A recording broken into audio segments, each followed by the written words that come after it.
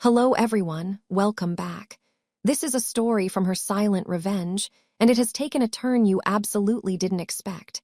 Let's begin. I came home early that day intending to surprise my husband. Instead, I heard laughter upstairs, two voices that should never have been together. When I entered the bathroom, steam filled the space, champagne glasses clinked on the marble countertop, and my husband was in the hot tub with my sister. I didn't scream. I didn't cry. I quietly locked the door from the outside and went downstairs. Then I made a phone call. "Christopher, you need to come here, right now." 15 minutes later, he arrived, and then layers of truth began to unfold. I truly appreciate you being here with me. Drop a comment and let me know where are you tuning in from. It helps me understand who is listening. If this story resonates with you, share it with someone who needs to hear it and subscribe for more. Just so you know, some details are fictional for storytelling and teaching purposes, though any resemblance to reality is unintended, but the message remains genuine. I came home early that Thursday afternoon and found my husband in the jacuzzi tub with my sister. I did not scream, I did not cry, I did not throw anything. Instead, I locked them in. What I did next would change everything. The Houston meeting was supposed to run until 6. $18 million project, 3 weeks of preparation. Then at 2:15 that afternoon, an email arrived. Client CEO hospitalized. Meeting postponed. I sat in the Four Seasons parking garage staring at my phone. March 14th. 7 years ago today, Derek proposed on our apartment rooftop. Lately, he had been distant late nights, distracted dinners. Maybe coming home early to surprise him was exactly what we needed. I did not text him. I wanted to see his face when I walked through the door. 2 hours later, I pulled into our Westlake Hills driveway at 3:47 that afternoon. Then I saw the cars. Derek's black Porsche Cayenne, odd since he had meetings until 6, and the white Range Rover beside it made my stomach tighten. Helen's car. My sister lived 25 minutes across Austin. We were not close family dinners and holidays, nothing more. She did not just drop by when I was not home. The front door was unlocked. Helen's Chanel tote sat on the sofa. Through the wine fridge glass, I saw the gap where our Veuve Clicquot had been. The house was silent. Then I heard it jacuzzi jets upstairs. I climbed the stairs quietly. The master bedroom door was ajar, steam curling from the bathroom. I heard water churning. Voices, both laughing. Through the gap, I saw them. Derek and Helen in the tub sitting too close. The water churned with bubbles, steam, fogging the glass beside them. Helen's bare shoulders rose above the waterline. Derek's chest was bare, slick with water. I could not see below the surface through the foam, but the way they sat, shoulders touching faces, inches apart, felt wrong. The champagne bottle perched on the edge, 2 flutes beside it. Derek said something. Helen laughed low, intimate. Her hand moved beneath the water toward him. He kissed her forehead, lingering, tender. Then Derek's eyes flicked toward the door. Toward me. His face went white. "Vivian, honey, you are home early." He jerked upright, water sloshing. Helen spun around. "Vivian, this is not what it looks like." Derek reached for a towel. Helen wrapped her arms around herself beneath the water. Derek recovered first. "Sweetheart, I can explain. Helen called me hours ago. She was dizzy, really dizzy. She tried calling you, but you did not pick up. I glanced at my phone. 3 missed calls from Helen. 2:18, 2:31, 2:45. My phone had been on silent. She was driving from Round Rock." Derek continued. "When the dizziness hit, your house was closer, so she used the spare key. I came home with a migraine. The office air conditioning was broken and found her on the couch, pale as a ghost." Helen nodded frantically. "I swear, Vivian, I tried calling. I did not want to worry Mom. You know how she overreacts, and Christopher is in San Antonio. I did not want to stress him." "She was sweating, disoriented," Derek added. "I thought she would faint. Remember, Dr. Patel said warm water helps with vertigo. I suggested the jacuzzi. Gave her one of your old swimsuits, the black one-piece you never wear." I looked at the cloudy water. Through the foam, I could not see below their shoulders. "The champagne." Derek followed my gaze. "I opened it to surprise you tonight, celebrate the Houston deal. Helen said maybe a sip would calm her nerves." He wrapped the towel around his waist as he stood. I kept my swim trunks on to make sure she did not slip. I swear nothing happened. Family takes care of family, right? Helen was crying. I am wearing the swimsuit, Vivian. The water is so cloudy you cannot see it. I am so sorry this looks bad. I looked at them both. My husband of 7 years. My sister. Part of me wanted to believe them. The missed calls were real. The spare key excuse made sense, but the details screamed otherwise. Her hand moving beneath the water, that kiss tender, intimate, nothing like a brother-in-law comforting his sister-in-law. And the champagne. Derek said he opened it to surprise me tonight, but he could not have known I would be home early. 2 glasses, both half empty. Stand up, I said quietly. Silence. What? Derek blinked. Both of you, stand up. Derek's jaw tightened. Vivian, come on, you are making this weird. We told you what happened. Then standing up should not be a problem. Helen's face crumpled. I still feel dizzy. Can we talk about this after I get dressed? You said you are wearing a swimsuit. I am, I just do not feel steady yet. Derek stepped forward. Sweetheart Helen has been through enough today. Let us not make this harder. We will get dressed, come downstairs, and talk this through like adults. I held his gaze. He looked sincere, concerned. The man I had married 7 years ago. But something in his eyes felt rehearsed. Fine, I said. Get dressed. I will be downstairs. Derek exhaled. Thank you, honey. We will be down in 5 minutes. I walked out. At the bedroom door, I paused. Behind me, Derek's voice dropped to a whisper. I reached into my purse and pulled out my keychain. Among the keys was one Derek always teased me about, a vintage skeleton key original to our 1920s house. My control freak charm, he had called it. The key fit old-fashioned deadbolt locks, including the one on the master bathroom door. I slid it into the lock. 2 quiet clicks. The jacuzzi jets covered the sound. If they were telling the truth, I would unlock it later and apologize.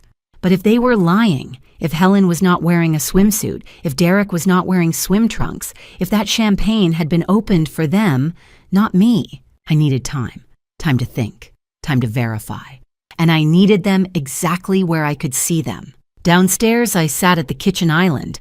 3 missed calls from Helen, true, but no voicemail. If it had been a real emergency, would she not have left a message? And Derek had not texted me. He always did when something happened at home. But today, when my sister was supposedly suffering vertigo in our house, not a single message. I scrolled through my contacts. Christopher Reed, Helen's husband, my senior architect, one of the few people I trusted completely. If Helen was here, where was he? Did he know? Or was he like me being played? I pressed the call button. He answered on the second ring. Vivian, is everything okay? Christopher, I said, my voice calmer than I felt. I need you to come to my house. Right now. A pause. What is wrong? Are you hurt? I am fine, but I need you here. Do not call Helen. Do not tell anyone. Just come. Another pause. I am on my way. 15 minutes. I hung up. I did not tell him why. Not yet. Because if my suspicions were right, his world was about to shatter too, and we would need each other to pick up the pieces. Christopher arrived 18 minutes later, but he did not come alone. Through the window, I watched his Mercedes pull into my driveway, followed by a sleek silver sedan. Christopher stepped out, tall, composed, my senior architect and Helen's husband. Behind him, a woman emerged from the sedan. Late 50s charcoal suit, expensive briefcase. Gloria Hartman, my family attorney. My stomach dropped. I opened the door before they reached it. Why is Gloria here? Christopher's face was grim. Because you are going to need her. Gloria swept past me, her sharp eyes cataloging everything, the wine fridge, Helen's bag on the sofa, my pale face. Vivian, she said crisply, I am sorry it has come to this. Come to what? Christopher handed me his phone without a word. A map filled the screen. My address. Dozens of red pins, each marked with dates and times. October 12, 2023. 2:30 p.m. to 6:45 p.m. November 3, 2023. 3 p.m. to 8:10 p.m. March 14, 2024. 2:35 p.m. to present. 17 pins total. GPS tracker on Helen's car. Christopher said quietly. I installed it 9 weeks ago. The room tilted. 9 weeks. You have known for 9 weeks. Yes. Helen kept lying about where she was. Yoga, brunch, events. Nothing matched. He swiped to show a spreadsheet. Every time you traveled for business, she came here. He swiped again. Hotel invoices appeared.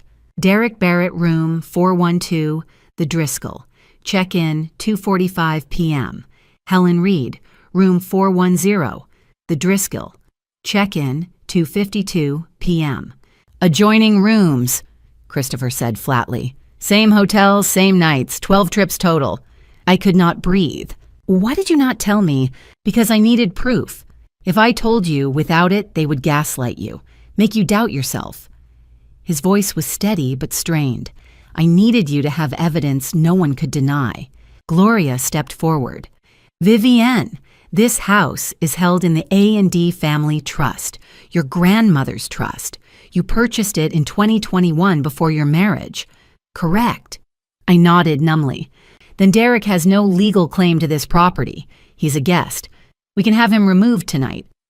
But, Gloria continued sharply, I do not recommend that. I stared at her. What? If we evict him now, he will panic, destroy evidence, delete files, transfer money offshore. She opened her briefcase. We need to be strategic. We let him leave voluntarily, Christopher added. Let him think he still has options. Let him make mistakes. Gloria pulled out a legal pad. Tonight we document everything. Photographs, witness statements. We serve Derek with a restraining order preventing him from approaching you at work. We make it clear he is unwelcome here. But no formal eviction, Christopher said. Not yet. Why, I asked. Gloria's smile was thin. Because men like Derek make mistakes when they think they are still in control. Right now, he thinks this is about an affair, a divorce. He does not know we have been investigating for 9 weeks, Christopher said. He does not know what we might find next. So we freeze accounts quietly, file motions carefully, gather every piece of evidence. Gloria snapped her briefcase shut, and when we are ready, we destroy him. Before I could respond, 2 police cruisers pulled up outside. You called the police? I asked. 20 minutes ago, Gloria said. Domestic disturbance and potential trespassing. A female officer in her 40s approached sharp-eyed professional. Ms. Barrett, I am Officer Rachel Thompson. We received a call regarding unlawful occupancy. Is someone in your home who needs to be removed? My husband, I said slowly, and my sister upstairs. Officer Rachel Thompson raised an eyebrow but remained professional. Is this your property? Yes, solely mine. Gloria handed her documents. Property deed, trust papers, sole ownership by Vivienne Carter Barrett. Officer Rachel Thompson nodded to her partner. Let us talk to them. As they headed upstairs, Christopher moved closer. Are you all right? I do not know. 9 weeks, Christopher. I know, I'm sorry. But if I had told you without proof, what would you have done, confronted them? They would have denied it. Made you doubt what you saw. He was right, but it still hurt. Upstairs, Derek's voice rose. Helen sobbed. Officer Rachel Thompson returned. Your husband and sister would like to speak with you. No, Gloria said before I could answer. Officer Rachel Thompson held up papers. We are serving Mr. Barrett with a restraining order. He cannot come within 500 feet of your workplace. He has also been informed this property belongs to you alone, and he is here at your discretion, which she is revoking, Gloria added. He is not being formally evicted tonight, Officer Rachel Thompson clarified, but he has been advised that if he returns without permission, he will be arrested for trespassing. Derek appeared at the top of the stairs, dressed now hair damp. Helen followed in my bathrobe, mascara streaked. His eyes found mine. For a moment, shame, fear. Then his jaw hardened. Vivienne, we need to talk. Mr. Barrett. Officer Rachel Thompson interrupted. You have been served. Leave quietly. Derek's fists clenched. He looked at me, at Christopher, at Gloria, at the officers. Calculating. Then he walked down the stairs, each step deliberate. Helen stumbled after him, crying. At the door, Derek stopped, looked back. This is not over, Vivienne. I said nothing. He left. Helen followed, glancing back with desperate eyes. I did not move until their cars started. Helen's Range Rover left first. Derek sat in his Porsche for a long moment before driving away. Silence fell. Gloria locked the door. Good, that is done. I sank onto the sofa exhausted. What happens now? Now I make calls, freeze joint accounts, file motions to prevent asset transfers, prepare divorce paperwork, and I keep digging, Christopher said. There is more here, Vivian. The affair is just the surface. I looked at them both, two people who had just upended my world to save me. Thank you, I whispered. Gloria's expression softened slightly. Get some rest. Tomorrow the real work begins. After they left, I sat alone staring at my phone. 15 missed calls, all from Mom. Helen had called her, of course she had. I did not answer, not yet. I needed one more night before everything truly shattered. My mother arrived the next morning. She did not bother to knock. I was staring at cold coffee when the front door swung open. Not tentative, declarative. Vivian Carter Barrett, my full name. The way she used it when I was 10 and had broken something precious.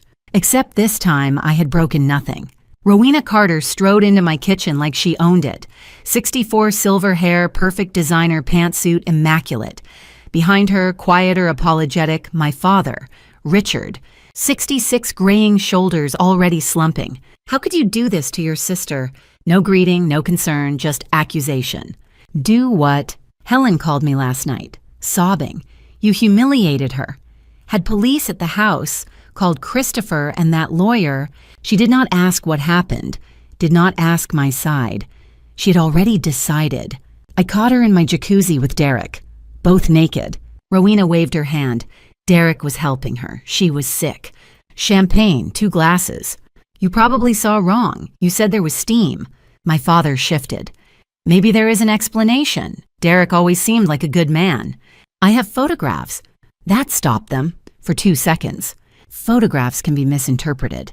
I pulled out my phone, showed the champagne bottle, the 2 glasses, the clothes trail, Derek and Helen in towels. Rowena barely looked. This proves nothing. You should have called before coming home. Called to my own house. You embarrassed them. I stared at her. Mom, Derek is my husband. Helen is my sister, and I am the one who did something wrong. Helen is sensitive. This will destroy her reputation, her followers. What about my reputation, my marriage? You are strong. You can handle it. Helen cannot. There it was, the pattern I had seen my entire life. Richard nodded. Your mother is right. Helen needs family support. I remembered being 7. Helen broke my doll. Mom said I should have watched her better. Age 16. Helen spread rumors. Mom said, be the bigger person. 25. Helen borrowed $5,000 and never paid it back. Mom said family does not keep score. Now Helen had slept with my husband, and Mom was asking me to forgive. Derek is a good provider, Rowena continued. You should forgive him. Men make mistakes. A woman's job is to keep the marriage together. My job? Think about your company. Divorce will look bad for business. So I stay married to a man who betrayed me, for appearances. For family. My father would not meet my eyes. I stood, walked to the door, opened it. I need you both to leave. Rowena's head snapped toward me. What? This is my house. Leave. You cannot kick out your own mother. Watch me. Richard moved closer. Vivienne, be reasonable. Family sticks together. You are not trying to help me. You are protecting Helen, the way you always have.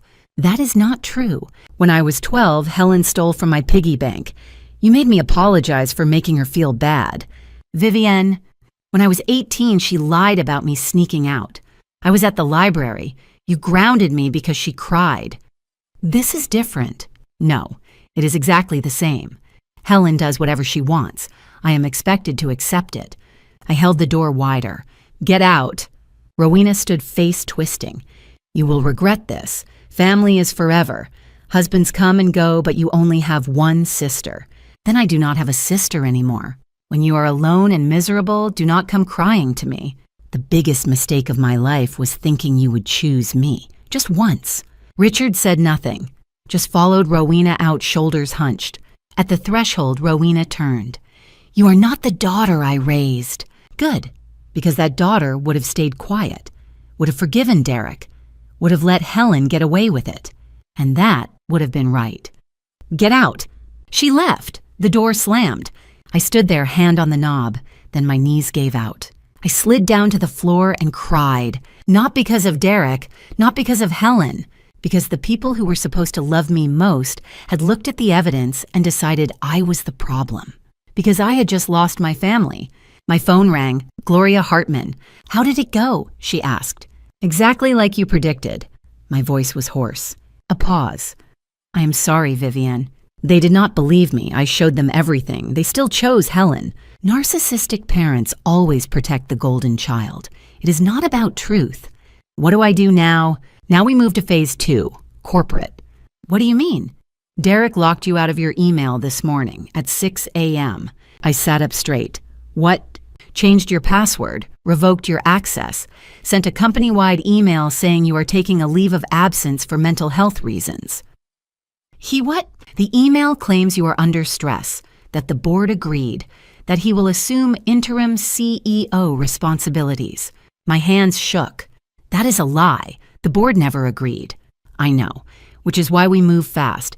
He is staging a corporate coup, Vivian, trying to take your company while you deal with the divorce. Can he do that? He is trying. Whether he succeeds depends on how quickly we respond. I stood legs steadier. The grief was still there. But underneath, something else rose. Anger, cold-focused anger. What do I do? Get to your office now. Do not call ahead. Just show up. I grabbed my keys. I am on my way. Good. I will meet you in 20 minutes. Vivienne. Yes. This is going to get ugly. Are you ready? I thought about my mother's face, my father's silence, Helen's tears, Derek's smirk. Yes, I said. I am ready. I arrived at Verdi Architects at 11:30 Friday morning. My key card did not work.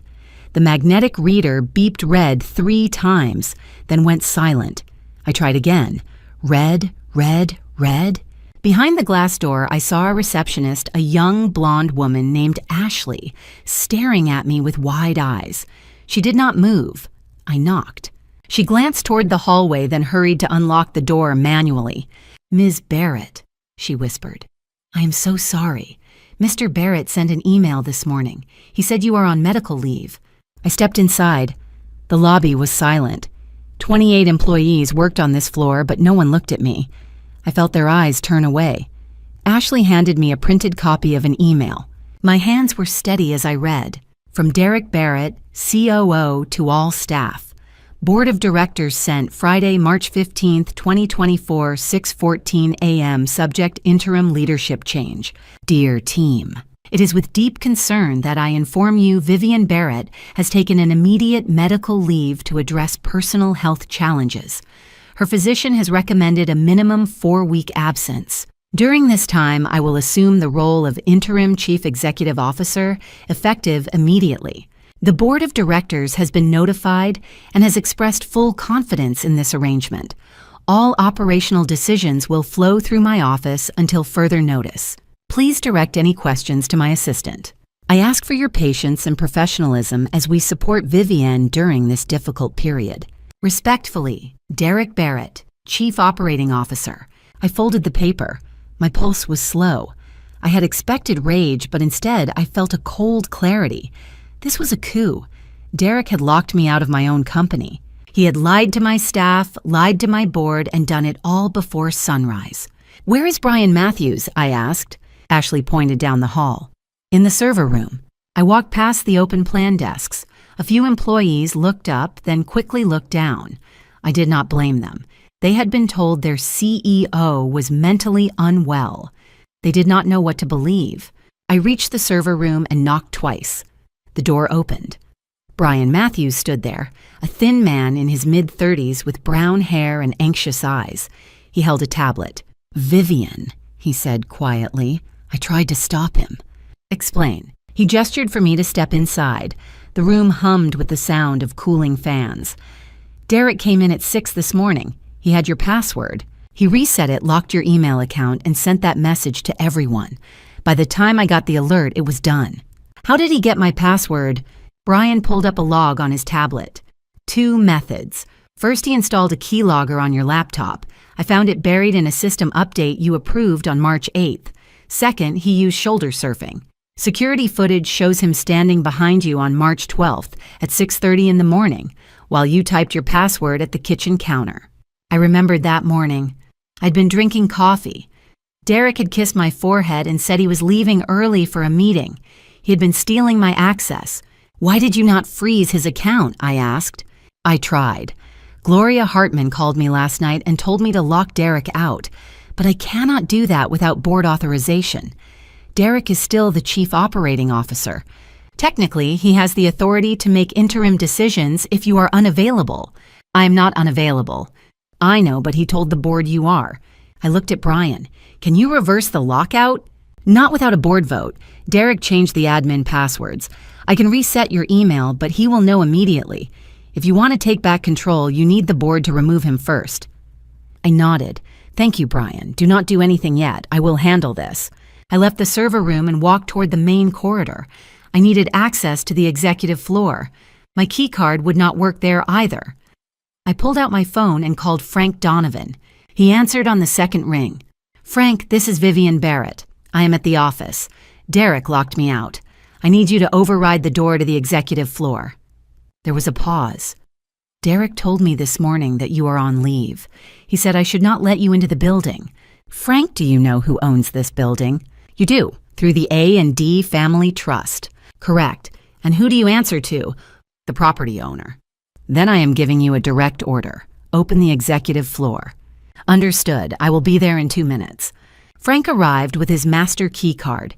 He was a broad-shouldered man in his late 40s, a former Marine with a shaved head and a calm expression. He swiped his card and the door clicked open. Thank you, I said. Anytime, Miss Barrett. I walked into my office. Everything was exactly as I had left it. I sat down at my desk and called Gloria Hartman. She answered immediately. Vivian, I heard. Derek sent an email at 6:14 this morning. He is claiming to be interim CEO. He locked my email and told the staff I am on medical leave. I expected this. He is trying to control the narrative before the board can act. We need to call an emergency meeting, today. Can you arrange it? Yes, I will contact George Chamberlain. He is the board chairman. If I can get 3 of the 5 board members to agree, we can hold a vote this afternoon. Do it. I want the meeting at 3. What will you present? Everything. The GPS logs, the hotel receipts, the trust documents, the morality clause in his contract. Gloria was silent for a moment. Vivian, if you do this, there is no going back. Derek will fight. Your parents will fight. Are you ready? I have been ready since yesterday. Good, I will call you in 30 minutes. I hung up and opened my desk drawer. Inside was a folder I had prepared the night before. I pulled out the printed GPS logs Christopher had given me. 17 red pins. 17 times Helen had driven to meet Derek while I was traveling. I laid them on the desk. Next, I printed the hotel receipts Brian had recovered from Derek's corporate card. The Driscoll, the Jewel, the Weston. 12 trips, adjoining rooms every time. Then I printed the A&D Family Trust documents showing that I was the sole owner of our home, this building, and the company itself. Finally, I printed page 9 of Derek's employment contract, section 4.2, the morality clause. Any officer found to have engaged in conduct that materially damages the reputation of Verde Architects may be terminated for cause without severance. I stacked the papers neatly. Then I drafted an email to the board. Subject emergency board meeting. Friday, 3 p.m., body immediate action required. Evidence of fiduciary breach and contract violation. Attendance mandatory. I sent it. 5 minutes later, my phone buzzed. George Chamberlain had replied, confirmed, see you at 3. I stood and walked toward the conference room. I could hear voices inside. I stopped outside the door. Through the glass, I saw Derek talking to George. Derek was smiling. He gestured confidently. I know this is sudden, Derek was saying, but Vivian has been under a lot of stress. Her doctor agrees she needs time. The company will be fine. I have been COO for 4 years. The board knows I can handle this. George nodded slowly. The board will want to hear from Vivian directly. Of course. But I do not think she is in a position to make rational decisions right now. I pushed the door open. Both men turned. Derek's face went white. "Hello, Derek," I said. "Let us talk about rational decisions." I walked into the waiting area outside the conference room, and she was there. Helen sat on the leather bench, legs crossed, posture perfect. She wore a pale blue dress, understated and expensive. Her makeup was flawless. Her hair fell in soft waves over her shoulders. She looked like a woman who had been crying but had composed herself just enough to appear brave. Derek stood beside her. His hand rested on her shoulder, protective, reassuring. He looked at me without surprise, as if he had been expecting this moment. I stopped. My chest tightened. I had not expected her here. Not today. Not now.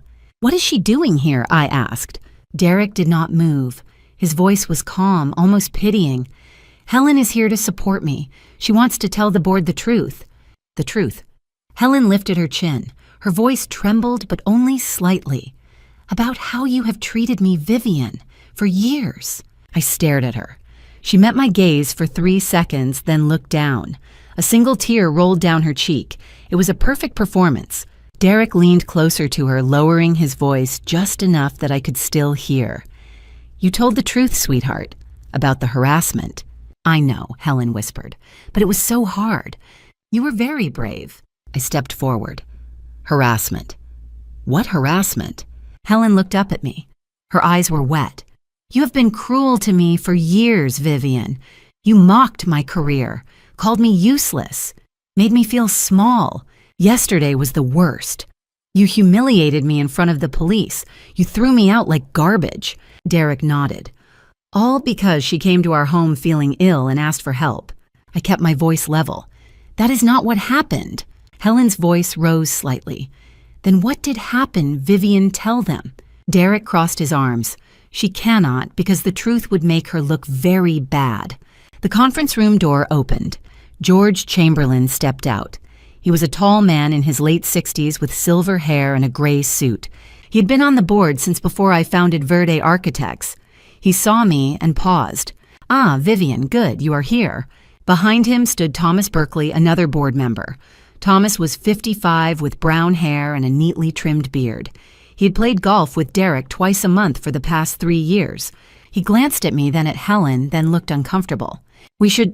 Perhaps we should postpone this meeting," Thomas said quietly. Derek shook his head. "No need. Let us bring everything into the light." Helen addressed George directly. Her voice was soft, respectful. "Mr. Chamberlain, I know this is difficult, but Derek asked me to be here, to provide context." George frowned. "Context for what?" Derek gestured toward me. "For Vivian's behavior. It has been very erratic lately." I said nothing. I only looked at Helen. She shifted under my gaze, her composure slipping for half a second. "Why are you looking at me like that?" she asked. I kept my voice quiet. "I am trying to remember when you became this kind of person." "What kind of person?" "A liar." Her face crumpled. Tears spilled over. "See, this is exactly what I mean. She always attacks me." Derek wrapped his arm around her. "It is all right. The board will hear the truth." I turned to George. "Shall we go inside?" He nodded slowly. "Yes, I think we should." The conference room was large, with floor-to-ceiling windows overlooking downtown Austin. A long table dominated the center. 5 board members were already seated. George Chamberlain took the head of the table. Thomas Berkeley sat to his right. 2 other board members sat across from each other, their faces carefully neutral. I did not know their names well. They had been appointed by investors last year. Derek sat down on the left side of the table, confident. Helen sat beside him. She was not a board member. She had no business being in this room, but Derek had invited her and no one had objected. I sat across from them alone. Gloria Hartman entered last. She carried a black leather folder and sat beside me without a word. "I am Miss Barrett's legal counsel," Gloria said calmly. "I will observe." George raised an eyebrow. "This is a board meeting, not a legal proceeding." Gloria smiled faintly. "Then you will not object to my presence." George hesitated, then gestured for us to begin. "Derek, you called this meeting. What is this about?" Derek leaned forward. His expression was serious, concerned. "I am worried about Vivian's mental state and her ability to lead this company." I kept my face blank. "On what basis?" on the basis that you locked your own sister in a bathroom yesterday, called the police on her, humiliated her in front of strangers. Helen came to our home because she was ill, and you treated her like a criminal." Thomas looked at me. "Is that true?" I met his gaze. "That is not the whole story." Derek spread his hands. "Then tell us the whole story, Vivian. Please." I looked around the table. George Chamberlain sat at the head watching me, neutral, waiting. Thomas Berkeley leaned back in his chair, arms crossed, clearly sympathetic to Derek. The other two board members avoided eye contact, uncomfortable, unsure. Helen sat beside Derek, tears drying on her cheeks. The perfect victim. Derek sat calm, confident, almost smiling. Gloria was beside me, silent. Her folder remained closed. I realized then that they had already decided. Derek had reached them first. He had called them, sent emails, framed the narrative before I ever walked into this room. Unless I played this perfectly, I would lose my own company. I stood, every eye turned toward me. "You want the whole story?" I asked. "All right." I walked to the front of the room where a projection screen hung on the wall. I pulled my laptop from my bag, connected it to the HDMI cable, and opened a PowerPoint file I had prepared 2 hours earlier. The screen lit up. Slide 1, a photograph, Derek and Helen in the jacuzzi, steam rising, champagne bottle on the rim, towels on the floor. Slide 2, a GPS map, 17 red pins marking locations across Austin, dates and times listed beside each one. Slide 3, hotel receipts, the Driscoll, the Jewel, the Weston, 12 trips, adjoining rooms, Derek's corporate card. Helen gasped. Derek's face went white. George leaned forward. "What is this?" I looked at Derek. "This is the whole story." Then I looked at Helen. "And you are going to sit there quietly while I tell it." The first image appeared on the screen, and Derek's face went white. The title read, "Evidence of Infidelity, March 14th, 2024, 4:15 p.m. Photo 1, a champagne bottle resting on the rim of a jacuzzi tub. The label was clear, Vive Clicquot. Water droplets clung to the glass. Steam rose in the background. Photo 2, 2 champagne flutes, both half empty side by side on the marble counter. Photo 3, a trail of clothing leading from the bedroom door to the bathroom. A floral dress, a man's dress shirt, belt. Shoes kicked carelessly aside. Photo 4, Derek wrapped in a white towel, Helen wrapped in another, both standing in the bathroom facing the camera. Timestamp 4:17 p.m. Location metadata, Vivian's home address, Westlake Hills. The conference room was silent. Derek's hands gripped the edge of the table. His voice came out hoarse. This is out of context." I did not respond. I clicked to the next slide. The screen changed. A map of Austin appeared dotted with 17 red pins. GPS tracking data, Helen Reed's vehicle. Each pin was labeled with a date and time. October 12/20, 23, 2:30 p.m. to 6:45 p.m. October 28th, 2023, 1:15 p.m. to 7:20 p.m. November 3rd, 2023, 3 p.m. to 8:10 p.m. The list continued. 17 visits. Every visit corresponded to a business trip I had taken. Houston, Dallas, San Antonio. Thomas Berkeley leaned forward. "What is this?" I kept my voice level. "GPS tracking data from Helen's car. 17 visits to my home, always when I was traveling." Derek opened his mouth, closed it, opened it again. "Helen came to check on the house. Vivian asked her to." Helen nodded quickly. "Yes, you asked me to Vivian. You texted me before your Houston trip." I looked at her. "Show them the text." She fumbled with her phone. Her hands were shaking. I must have deleted it." Gloria spoke from beside me, her voice calm and cold. "How convenient." George Chamberlain turned to Helen. "Ms. Reed, why were you at Vivian's house for 4 to 5 hours each time?" Helen's voice was small. "I was cleaning. Watering plants." I clicked to the next slide. The room went silent again. Hotel check-in records, cross-referenced. A table appeared. 3 columns date Derek's business trip hotel records. Row 1, October 12, 2023. Derek Barrett, the Driscoll, Austin. Client dinner. check-in 2:45 p.m. room 412.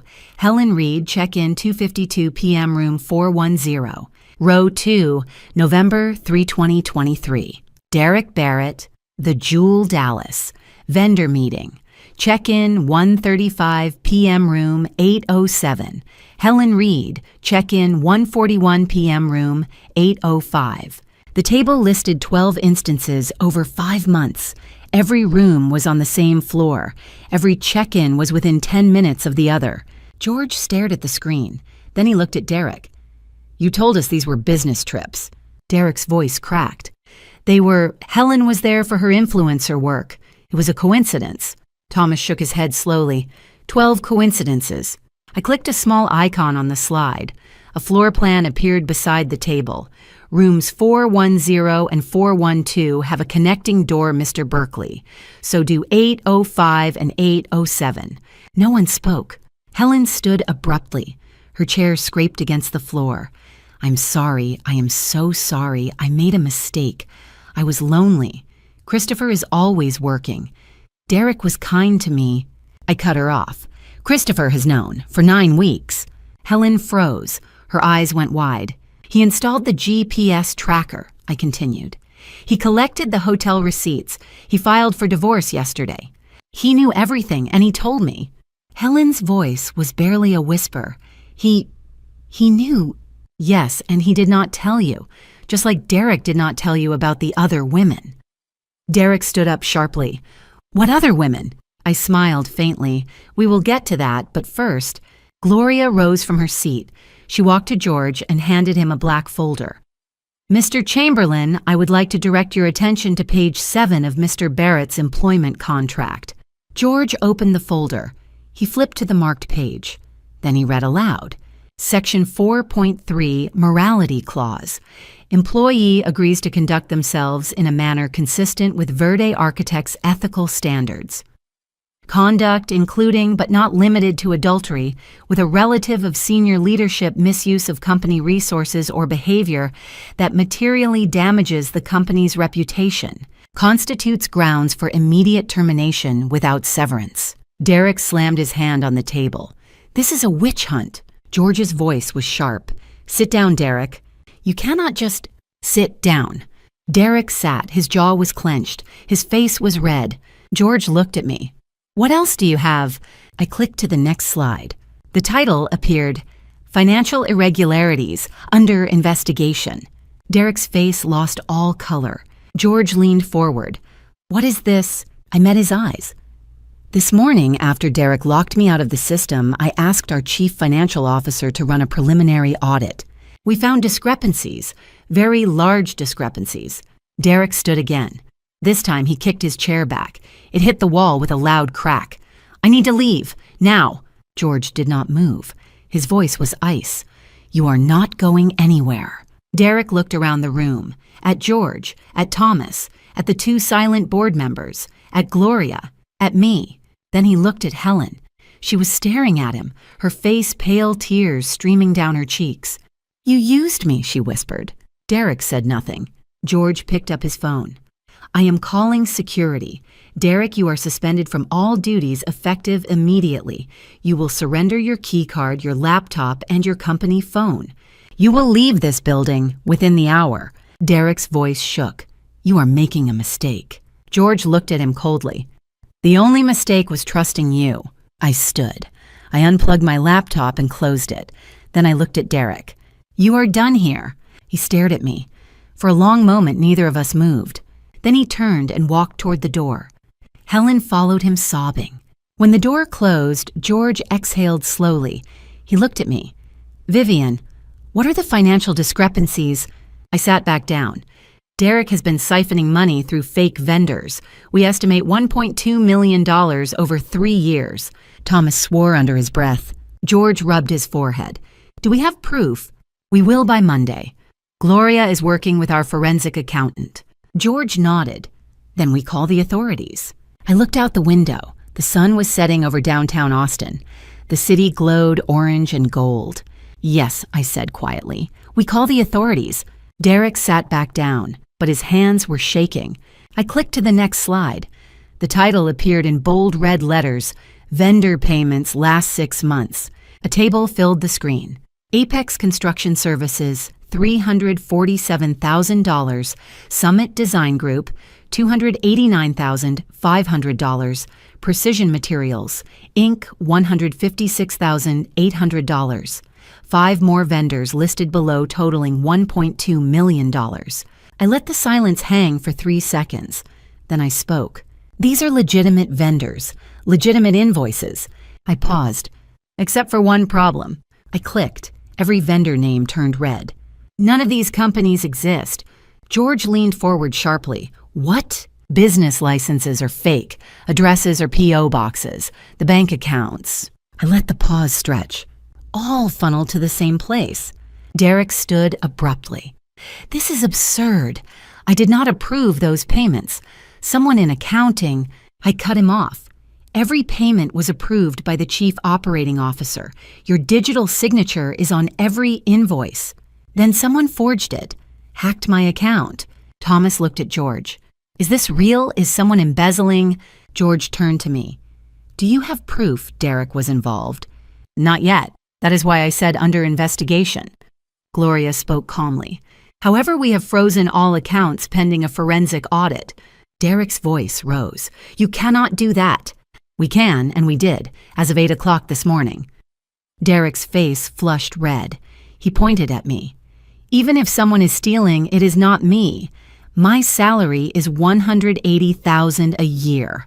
I have no motive. I clicked to the next slide. A photo appeared. Derek's black Porsche Cayenne parked in our driveway. You drive a Porsche Cayenne worth $120,000. You own 3 Rolex watches, valued at a combined $150,000. You took Helen to Paris last October, a trip that cost $18,000, according to your credit card statement. I looked at him. On a salary of $180,000. Derek spun toward Helen. Tell them you paid for Paris. Helen looked confused. What? No, you said it was a business trip. You said you had a conference. You posted about it on Instagram. Everyone saw it. You told me to post it. You said it was good for my brand. I kept my voice quiet. She did not know, did she, Derek? Derek said nothing. Helen stood slowly. Her voice trembled. You used me. Derek's face was stone. Grow up, Helen. You were just convenient.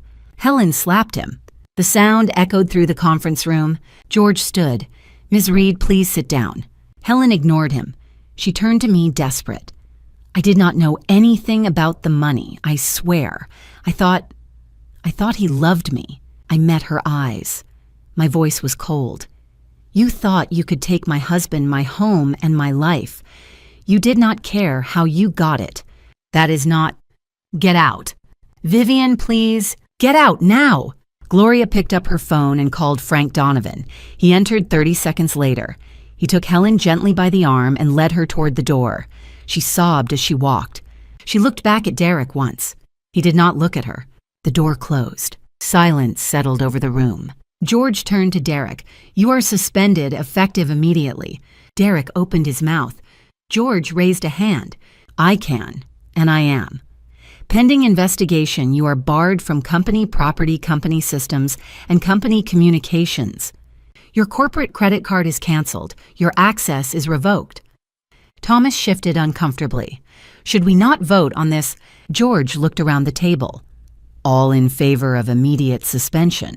Every hand went up. Even Thomas raised his reluctantly. George nodded. Unanimous. Derek, surrender your keycard, laptop, and company phone. Now. Derek's jaw clenched. I will sue for wrongful termination, for defamation. Gloria remained seated, her voice calm. On what basis you have not been terminated? You have been suspended pending investigation. I co-own this company.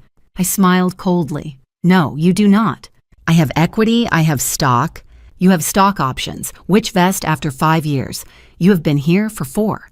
Your options are worthless until they vest, and they will not vest now. Derek stared at me. Realization dawned slowly across his face. You planned this. No, Derek, you did this. I am just ending it. Frank returned and stood behind Derek. Sir, this way. Derek stood. He grabbed his phone. Frank's voice was firm. Company phone, sir. Leave it on the table. Derek hesitated. Then he slammed the phone down hard. The screen cracked. He walked to the door. He stopped and turned back. This is not over. I kept my voice level. Yes, Derek, it is. He left. The door closed. George exhaled slowly. Vivian, I owe you an apology. No, you owe me due diligence. You believed Derek without evidence. Thomas shifted defensively.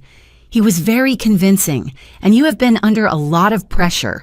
I turned to him sharply.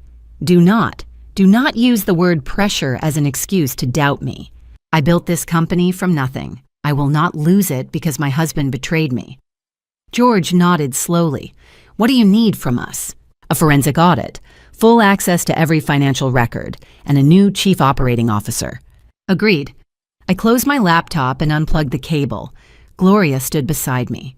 That went well, she said quietly. I shook my head. This is just the beginning. That 1.2 million is only what we found in 6 hours. I want to know where every dollar went. Gloria's expression darkened. And if it leads somewhere worse, then we follow it. My phone buzzed, a text message from Christopher Reed. We need to talk about your illness. I found something. I stared at the screen. Gloria leaned over. What is it? I showed her the message. She frowned. What illness? I thought back to October, November, December. The nausea, the dizziness, the hair loss, the doctors who could not explain it. I do not know, I said slowly, but I think I am about to find out. Before I reveal the nightmare, I was about to face something far worse than betrayal. I need to hear from you. Leave a quick comment, type the number 1 if you sense something terrible is coming, or the number 2 if you think I am overreacting. This helps me know you are still listening.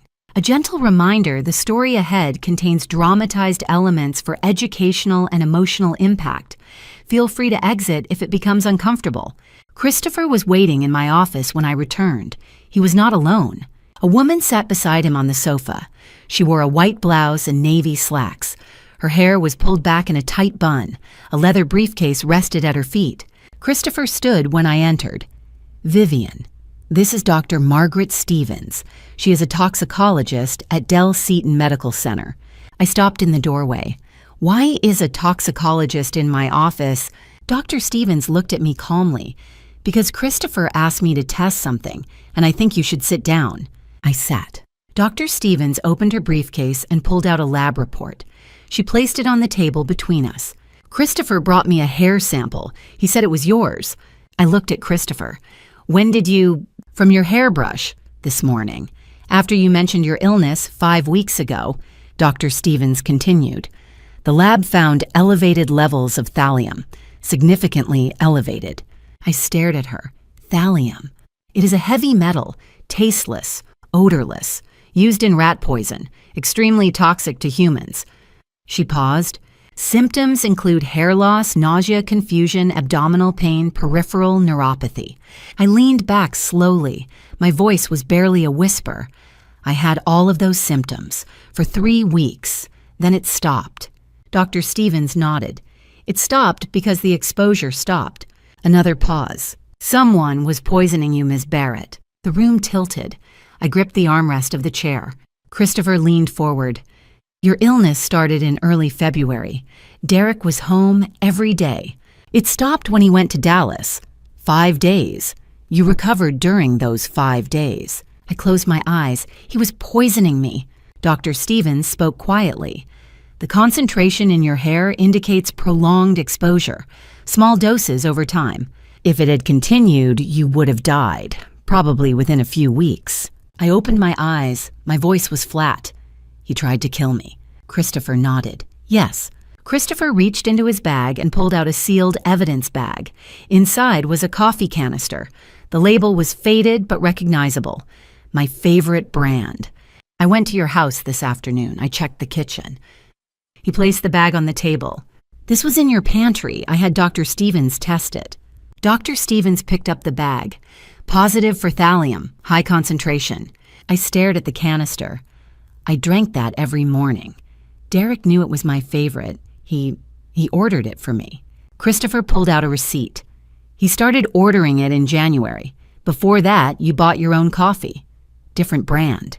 The realization hit me like a physical blow. He switched my coffee, laced it with poison, watched me drink it every morning. A memory surfaced. Derek bringing coffee to me in bed, smiling, saying, "I know you are stressed, sweetheart. Let me take care of you." I felt sick. Christopher pulled out another folder. "I also found this in the files you gave Gloria for the divorce proceedings." He opened it. A life insurance policy. $8 million. I shook my head. "I do not have an $8 million life insurance policy." Christopher slid the document across the table. "You do now. It was taken out in January. Look at the signature." I looked. It was my signature. But it was not. "I did not sign this." "I know. I compared it to your real signature on the trust documents. This is a forgery." He pointed to the beneficiary line. Primary beneficiary Derek Barrett.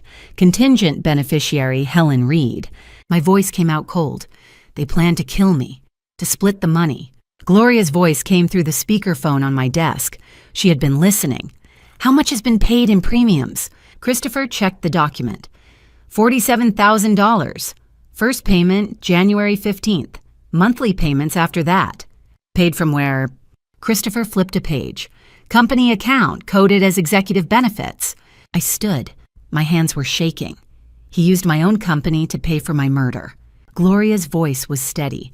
"Let me lay this out. January, Derek forges your signature on a life insurance policy, starts lacing your coffee with thallium. February, you become ill, symptoms severe, but you survive. March, Derek goes to Dallas, exposure stops, you recover. Then March 14th, you catch him with Helen, he panics." I finished the thought. "Because the poisoning was not working fast enough." "Exactly, so he escalates. Tries to stage it like a mental breakdown, locks you out of the company, claims you are unstable." Christopher added, "If you had died during that breakdown, it would have looked like suicide or stress-related death." I sat back down, and he would have gotten everything. Dr. Stevens closed her briefcase. "I have filed a report with Austin Police. They will want to interview you." Christopher spoke next. "I also called Victor Webb, the private investigator I hired to track Helen. I asked him to expand the investigation, look into Derek's finances, his communications, everything." "How long will that take?" He said, "Give him 2 weeks, maybe less." Gloria's voice came through the speaker. "Do not confront Derek about this. Not yet. Let Victor work. Let the police build their case." I looked at the coffee canister, at the forged insurance policy, at the lab report showing thallium in my hair. What do I do? Exactly what you are doing. Run your company, live your life, and stay away from him. My phone buzzed. Unknown number. A text message appeared. "I know what you are doing. You will regret this. I will take everything from you." I showed it to Christopher. His jaw clenched. "That is Derek. He is threatening you." I forwarded the message to Gloria. Her voice came through immediately. "Save it. Forward it to me. This is evidence of harassment." Another message arrived. "You think you won today. This is not over. Not even close." I set the phone down. Christopher looked at me. "He is spiraling." Gloria spoke again. "Good. Let him spiral. Spiraling men make mistakes." I looked out the window. The sun had set. Downtown Austin glowed in the evening light. Dr. Stevens stood. "Miss Barrett, I recommend a full medical exam, blood work, kidney function, neurological tests. Thallium can cause long-term damage." I nodded. "I will schedule it." She left. Christopher stayed. "Are you all right?" he asked quietly. I thought about the question. Was I all right? My husband had tried to kill me. My sister had helped him plan it. My parents had chosen them over me. "No," I said, "but I will be." Christopher stood. "If you need anything, I know." He left. I sat alone in my office. The city glowed outside. The coffee canister sat on my desk, sealed in plastic. My phone buzzed again. Another message from Derek. "You have no idea what is coming." I deleted it, then I called Gloria back. "File a restraining order tonight." Already drafting it. I hung up. I opened my laptop. I had work to do. Because Derek was right about one thing. This was not over. Victor Webb's office smelled of coffee and old paper. He had been working all weekend. The space was small, cluttered with file boxes and photographs pinned to a corkboard. A desk lamp cast harsh light across a table covered in documents. Victor sat behind it, a man in his early 50s with gray hair and sharp eyes. He had been a detective with Austin PD for 20 years before going private. Christopher and I walked in at 9 Monday morning.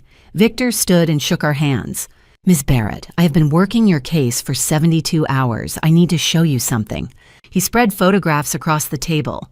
I leaned forward. Victor began. "6 months ago, October 18th, you took your Tesla in for service, routine maintenance." He pulled out a service record. "But 3 days later, October 21st, you reported the brakes felt soft." I nodded slowly. "Yes, I took it back to the dealership. They said it was fine." Victor's expression darkened. "It was not fine.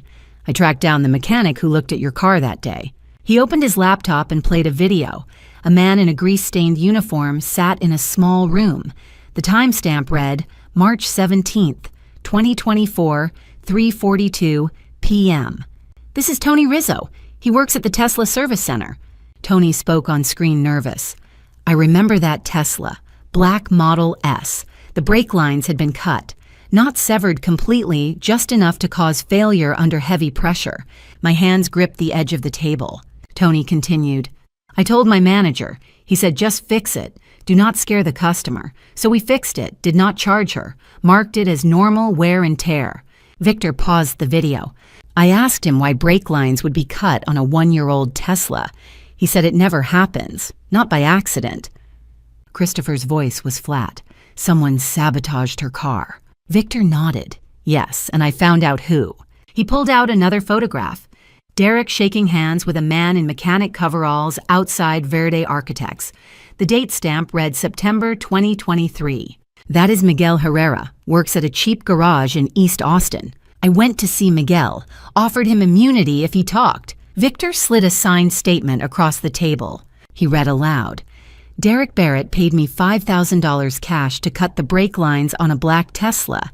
He said it was a prank on his wife. I thought he was joking, but he was serious. I did it. I am sorry." I stared at the paper. My voice came out in a whisper. "He hired someone to kill me 6 months ago." Victor met my eyes. "Yes, before the poisoning. This was Plan A." Christopher asked the question I could not. "But she did not crash. Why?" Victor answered, "Because Vivian is a careful driver. She noticed the brakes felt soft immediately, took the car in before driving on the highway. If she had been on I-35 at 70 miles per hour when those brakes failed..." He did not finish. I finished for him. "I would be dead, and it would have looked like an accident." "Exactly. Insurance would have paid out, no investigation." Gloria entered the office carrying a briefcase. "But it did not work, so we moved to Plan B, poison." Victor clicked to another folder on his laptop. I also extracted Derek's phone records. He uses an encrypted messaging app, Signal. Most messages auto-delete, but he made a mistake. He backed up his phone to iCloud in February, before he knew you were suspicious. "Apple gave me access through a court order." He opened the messages. A conversation between Derek and Helen appeared on screen. Derek, December 10th, 2023. "Plan A did not work. She caught the brake issue. Too careful." Helen, December 10th, 2023. "What now?" Derek, December 15th, 2023. "I have another idea. Slower, but safer for us." Helen, January 8th, 2024. "Is it working?" Derek, January 20th, 2024. "She is getting sick, hair falling out, just as we planned." Helen, February 5th, 2024. "What if someone finds out?" Derek, February 5th, 2024. "They will not. Thallium is almost impossible to detect unless someone looks for it specifically." Helen, March 1st, 2024. "She is recovering. You said this would work." Derek, March 5th, 2024. "I stopped dosing. Too many questions. Doctors getting involved." Helen, March 10th, 2024. "So what now?" Derek, March 10th, 2024. "We wait, make her think I am a perfect husband. Then when the time is right, I finish it." I stared at the screen. I could not speak. Christopher placed a hand on my shoulder. Vivian. My voice was barely audible. They wrote it down. They planned my murder in writing. Gloria leaned over the table. They thought they were safe. Encrypted app auto-delete messages. But Derek backed up his phone. Rookie mistake. I looked at Victor. Is this enough to arrest them? Victor nodded. For attempted murder, yes. But there is more. He clicked to another document. The life insurance policy, forged signature, that is wire fraud, a federal crime. The embezzlement you found if Derek moved money across state lines, that is also wire fraud. This is not a local police matter anymore. This is FBI. Gloria set her briefcase down. I will make the call today. I asked quietly. How long until they arrest him? Victor shrugged. Depends how fast they move. A few days, maybe a week. And until then, Victor's expression was serious. You stay visible, stay safe, and do not let him know we are coming. I stood. My legs felt unsteady. Christopher steadied me. Are you all right? He asked. I looked at the photographs on the table. Miguel Herrera's signed confession, Tony Rizzo's testimony, the signal messages between Derek and Helen planning my death. No, I said, but I will be. Gloria picked up her phone. I am calling FBI Special Agent Mitchell. He handles financial crimes in Austin. I have worked with him before. She dialed. Put the phone on speaker. A man's voice answered. Mitchell.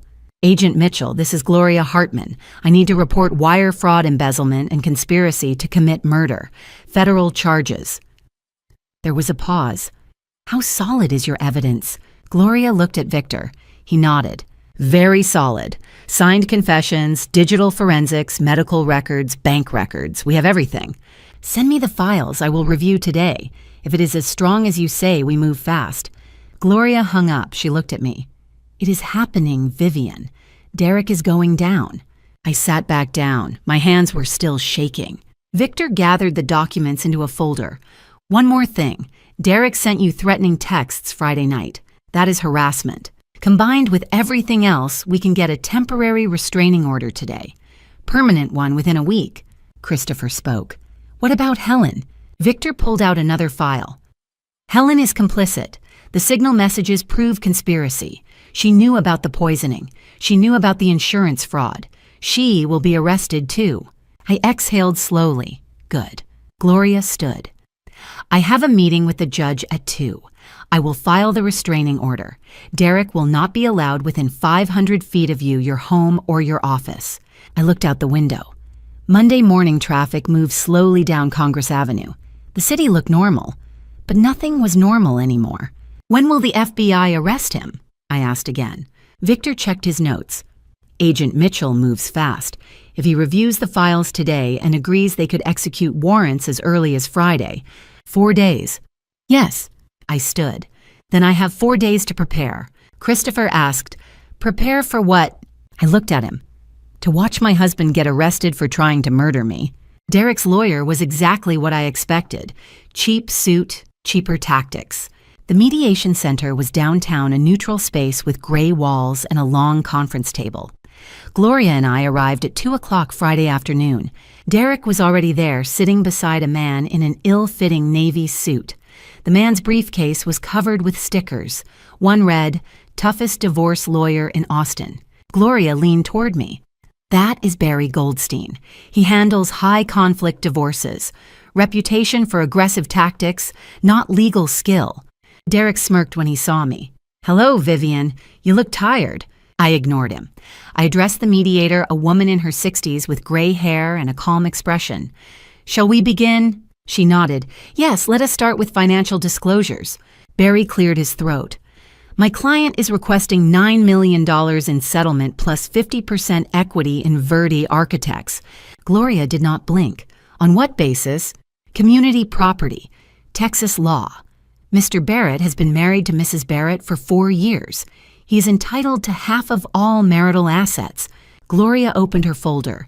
Verde Architects was founded in 2019, 3 years before the marriage. It is separate property. Barry leaned forward. But it grew during the marriage. Mr. Barrett contributed to that growth as chief operating officer. He deserves compensation. Derek nodded. I built that company as much as you did Vivian. You would be nothing without me. I kept my voice cold. I had a net worth of $40 million before I met you, Derek. What did you have? Derek's jaw tightened. That is not the point. That is exactly the point. Barry pushed a folder across the table. Furthermore, my client has documented Ms. Barrett's erratic behavior over the past year. Gloria picked it up. She flipped through it slowly. This is a journal handwritten by your client. Yes, Mr. Barrett documented concerning behaviors. Gloria read aloud. March 10th. Vivian accused me of hiding her car keys.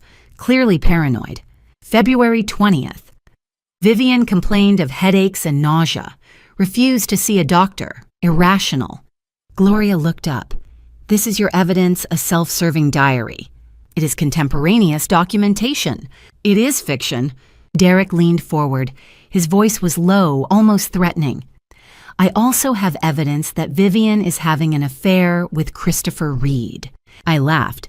Christopher, my sister's husband? Ex-husband. He filed for divorce the same day you did. Very convenient. He was at my house multiple times, late at night. I have photographs. I kept my voice steady. He was there as an investigator for my attorney. Gloria hired him.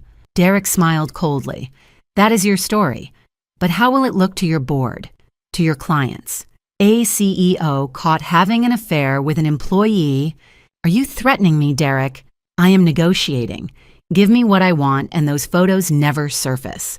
Gloria set her pen down. Let us talk about what you want, Mr. Barrett. $9 million. Where exactly do you plan to get that money? Derek shrugged. From the company, the house, liquidating assets. Gloria pushed a thick folder across the table. Interesting, because we conducted a forensic audit at Verde Architects last week. We found $4.7 million in fraudulent expenditures, all approved by you. Barry opened the folder. His face went pale. What is this? Fake vendors, ghost employees, forged invoices, all bearing your client's digital signature. Derek's hands gripped the edge of the table. That someone must have hacked my account. Gloria raised an eyebrow. For 3 years, and you never noticed. I will not discuss this without my lawyer reviewing. Barry was reading the report, his face ashen. Derek, did you approve payments to these companies? I approve hundreds of payments. I cannot remember every. These companies do not exist, Derek. The room went silent. Barry stood abruptly. I need to speak with my client privately. The mediator nodded. Of course.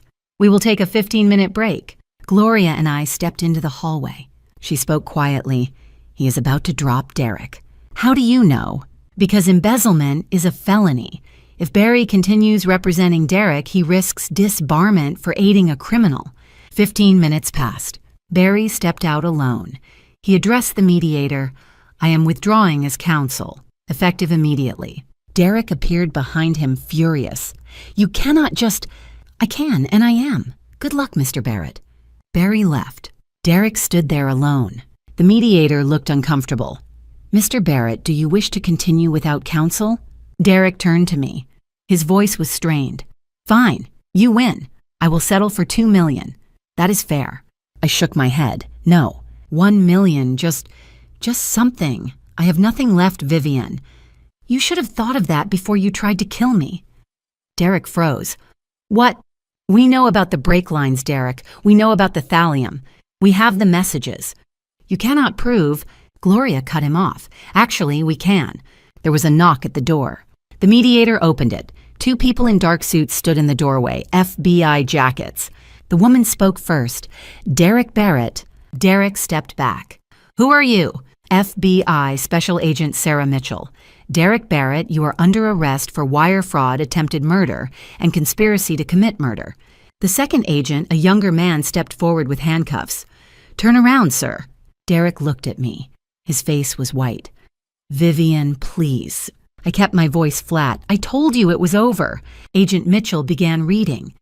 You have the right to remain silent. Anything you say can and will be used against you in a court of law. You have the right to an attorney. If you cannot afford an attorney, one will be provided for you. The younger agent, Keith Johnson, cuffed Derek's hands behind his back. Derek did not resist. He looked dazed. Agent Mitchell turned to Gloria. Ms. Hartman, we will need Ms. Barrett to come to the field office for a formal statement. Gloria nodded. She will be there within the hour. They led Derek toward the door. He stopped and looked back at me one last time. I loved you, he said quietly. I met his eyes. No, you loved what I could give you. They took him away. The mediator stood frozen. She looked at Gloria. Should I cancel the session? Gloria began packing her briefcase. Yes, I believe we are done here. I stood. My legs felt unsteady. Gloria put a hand on my shoulder. Are you all right? I watched through the window as FBI agents loaded Derek into a black sedan. Yes, I said. For the first time in months, I'm all right. Gloria's phone buzzed. She looked at the screen. That is Agent Mitchell. They are arresting Helen Reed at the same time. She paused, then added, He fast-tracked the warrants due to imminent danger. Your threatening texts and Derek's escalating behavior gave him grounds for emergency action. I nodded slowly. Good. We left the mediation center. The sun was bright outside. Friday afternoon traffic moved slowly down Congress Avenue. Gloria looked at me. What do you want to do now? I thought about it. I want to go back to my office. I have a company to run. She smiled faintly. Then let us go. We walked toward the car. Behind us, the mediation center doors closed. It was over. Derek did not go quietly. Agent Keith Johnson pulled Derek's arms behind his back. Derek Barrett, you have the right to remain silent. Derek jerked away. Get your hands off me. This is insane. Agent Mitchell stepped forward. Sir, do not resist. Derek turned to me, his face red. You did this. You fabricated evidence. You are framing me. I kept my voice calm. I did not fabricate your encrypted messages, Derek. You wrote those yourself. Derek's face went pale. What messages? Agent Mitchell pulled out her phone and read aloud. Plan A did not work. She caught the brake issue. Too careful. December 10th, 2023. She is getting sick. Hair falling out. Just as we planned. January 20th, 2024. Derek's hands shook. Those are out of context. Agent Mitchell clicked the phone off. You can explain that to a judge. The handcuffs clicked shut. Derek looked at me desperate now. Please, Vivian. I can explain everything. Just tell them to stop. I said nothing. Agent Mitchell continued. Mr. Barrett, you are charged with the following offenses. 2 counts of attempted murder. Derek's voice cracked. I did not try to murder anyone. 1 count of conspiracy to commit murder. Wire fraud relating to a forged $8 million life insurance policy. Embezzlement of $4.7 million from Verde Architects. Insurance fraud. An assault with a deadly weapon, specifically vehicle tampering with intent to cause death. Derek shook his head violently. No, this is wrong. All of it. I want a lawyer. Agent Mitchell nodded. You will be provided one. Let us go. Derek was pulled toward the door. He looked back at me one last time. You think you are so perfect. You think you are better than me. You are not. I spoke quietly. I know. The door closed. Agent Mitchell turned to me. We are also arresting Helen Reed. Do you want to be present? I looked at Gloria. Should I? Gloria hesitated. You do not have to. I stood. I want to. We drove to Helen's apartment in Barton Hills. It was a small complex with a view of the lake. We arrived at 3:15. Agent Johnson knocked on the door. Helen opened it, smiling. The smile vanished when she saw the FBI jackets. What is going on? Agent Johnson spoke clearly. Helen Reed, you are under arrest for conspiracy to commit murder wire fraud and insurance fraud. Helen stepped back. What? No, I did not do anything. Agent Mitchell pulled out her phone. You are listed as contingent beneficiary on a forged life insurance policy. You exchanged encrypted messages with Derek Barrett discussing plans to poison Vivian Barrett. Helen's voice rose. I did not know he was serious. I thought he was just venting. Agent Johnson read from his notes. You wrote, and I quote, "Is it working?" regarding the poisoning on January 8th. Helen started crying. He told me it was a joke. He said he would never actually hurt her. Agent Mitchell's expression did not change. You can explain that to a judge. Turn around, please. Helen turned. Agent Johnson cuffed her hands behind her back. Then she saw me standing in the hallway. Vivienne. Please, you have to believe me. I stepped forward. Believe what, Helen? That you did not know Derek was poisoning me, that you thought it was a joke. Yes, I swear. You wrote, what if someone finds out you were worried about getting caught, not about me dying? Helen sobbed. I am your sister. I kept my voice cold. No, you are not anymore. Helen's face twisted with anger. Mom will never forgive you for this. I do not care. They led her away. She screamed as they took her down the stairs. We returned to the mediation center. Agent Mitchell opened a thick case file on the table. We built this case in 5 days, since your attorney contacted us. She spread documents across the table, physical evidence. Brake lines from my Tesla, cut, photographed, tagged. Coffee canister with thallium residue, lab report attached, hair sample showing thallium poisoning, medical report from Dr. Margaret Stevens. Forged life insurance documents, $8 million, my signature badly faked. Digital evidence, encrypted messages between Derek and Helen, 37 pages. Bank records showing $4.7 million in embezzlement, transfers to offshore accounts. Fake vendor invoices with Derek's digital signature, each one documented. Witness testimony. Miguel Herrera, mechanic who cut the brake lines, signed confession. Tony Rizzo, mechanic who discovered the tampering, video deposition. Dr. Margaret Stevens, toxicologist, expert report on thallium poisoning. Amanda Foster, junior accountant at Verdi Architects, whistleblower who first noticed the fake vendors. Agent Mitchell closed the file. This is one of the tightest cases I have seen in 10 years. I exhaled slowly. What happens now? Derek is facing over 90 years if convicted on all counts. Helen is facing over 60. Neither will be granted bail, flight risk and danger to you. So they stay in jail until trial. Yes, federal detention. No contact with you or any witnesses. For the first time in months, I felt my shoulders relax. Good. Agent Johnson spoke. You should know, Ms. Barrett, we will need you to testify at trial, probably a year from now. I will be there. The door opened. Victor Webb stepped in. He nodded to the agents, then looked at me. I heard they are in custody. Yes. Victor pulled out a folder. Good, because I just found something else. He opened it. Derek was having another affair, not Helen, someone else. I laughed, tired. Of course he was. Woman named Stacy Torres, works at a spa in Round Rock. He was involved with her for 8 months, before Helen. Gloria raised an eyebrow. Did Helen know? Not yet, but she will. Prosecution will use it to show Derek's pattern of manipulation. My phone buzzed. Mom. I looked at Gloria. Should I answer? That is up to you. I answered. Hello, Mother. Rowena's voice exploded through the speaker. How could you let your own sister be arrested? I kept my voice calm. She tried to kill me, Mother. That is a lie Helen would never do, that the FBI is wrong. You are lying. I have evidence, text messages, lab reports, everything. I do not care. You need to get her out right now. No. What did you say? I said no. She is staying in federal custody until trial. Then she is going to prison. Rowena's voice turned sharp. If you do not fix this, I will never speak to you again. I looked at Gloria, at Victor, at Agent Mitchell. I can live with that. I hung up. Agent Mitchell stood. We will be in touch, Ms. Barrett, for depositions and trial prep. Thank you. They left. Gloria, Victor, and I sat in silence. Gloria spoke first. Are you all right? I thought about it. Derek was in custody. Helen was in custody. My mother had disowned me. My father had said nothing. But I was alive. My company was safe. And for the first time in a year, no one was trying to kill me. Yes, I said. I am all right. My parents came to my house the next morning. They brought a lawyer. The doorbell rang at 11. I opened the door and found Rowena Richard and a nervous man in his 40s holding a briefcase.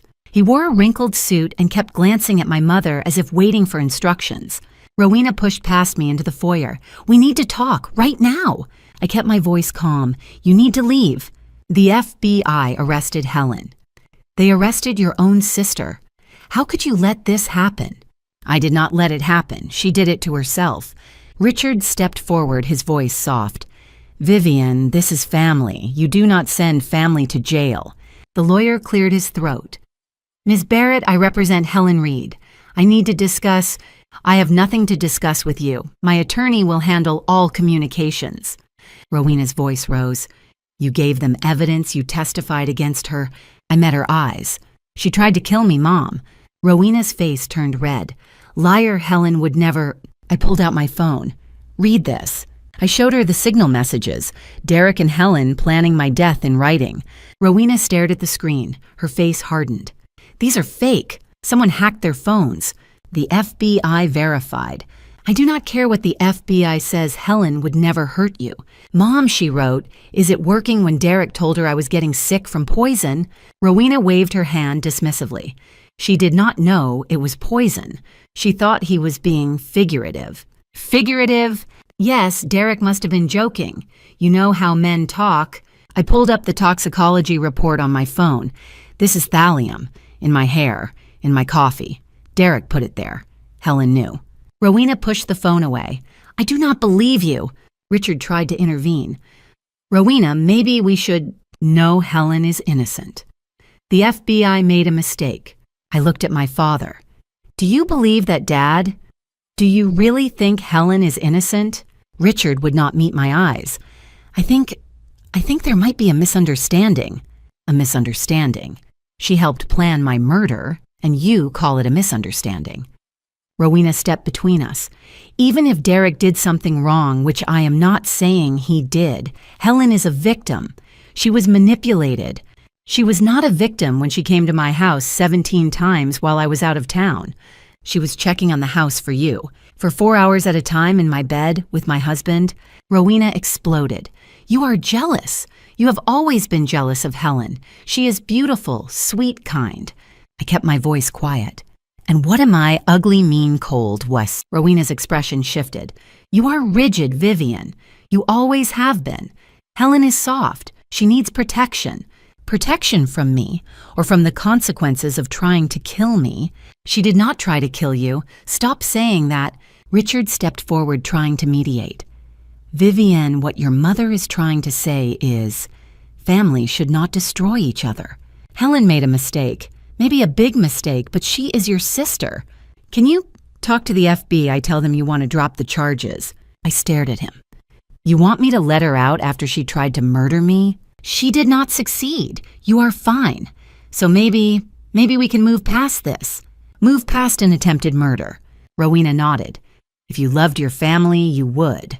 I felt something break inside me. If you loved me, you would never ask that. The lawyer spoke nervously. Ms. Barrett, if you would be willing to provide a statement that Helen was coerced, that she did not understand the severity, no. It would significantly reduce her sentence. Good. Rowena turned to the lawyer. Offer her money. She wants money, that is why she is doing this. I laughed. It was a harsh sound. Money, I have a net worth of $40 million, Mother. How much are you offering? Rowena's face twisted. Then what do you want? Justice. Rowena's voice shook.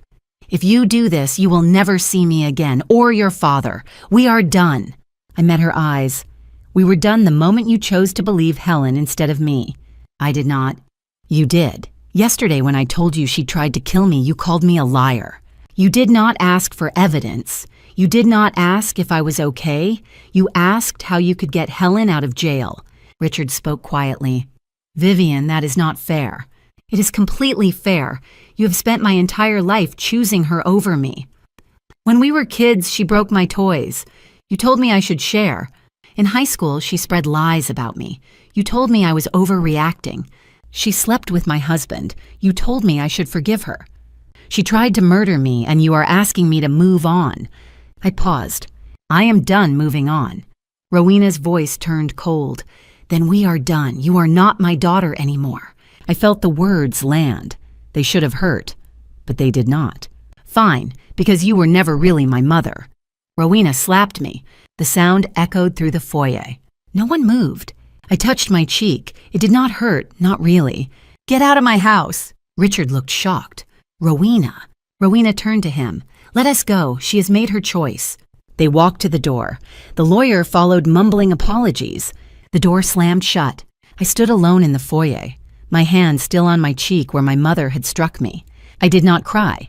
My phone rang. Gloria. How did it go? I sat down on the sofa. I am officially an orphan. Gloria's voice was matter of fact. Good, they were toxic anyway. I laughed quietly. Yes, they were. Are you all right? I thought about it. My husband was in federal prison. My sister was in federal prison. My parents had disowned me. I do not know, but I will be. Call me if you need anything. I will. I hung up. The doorbell rang again. I stood exhausted. If that is them again, I opened the door. Christopher stood there. His face was concerned. I heard your parents were here. Are you okay? I looked at him, at his kind eyes, at the worry in his expression, and for the first time that day I broke. No. Christopher stepped inside and wrapped his arms around me. I know. I cried into his shoulder, not for my parents, not for Helen, but for the family I never really had. You are not alone, Christopher said quietly. I promise. I pulled back and looked at him. Thank you. He smiled faintly. Do you want coffee? I make terrible coffee, but I can try. I laughed through my tears. That sounds perfect. He walked toward the kitchen. I followed. Behind us, the door to my old life closed. Ahead, something new was beginning. 6 months later, I stood in front of a new building. My building. The sign above the door read Carter Design Group. Carter, my maiden name, not Barrett. Never Barrett again. The building was smaller than Verde Architects. Only 3 floors, but it was mine. Christopher stood beside me. Ready, I smiled. Ready. We walked inside. The office was open plan, modern, bright. Floor-to-ceiling windows let in natural light. 15 desks arranged in clusters. Every desk occupied. 15 employees. All of them had left Verde to follow me. Brian Matthews looked up from his computer. He smiled. Ms. Carter, the systems are up and running. I walked over to him. Call me Vivian Bryan. We are a team now. Brian nodded.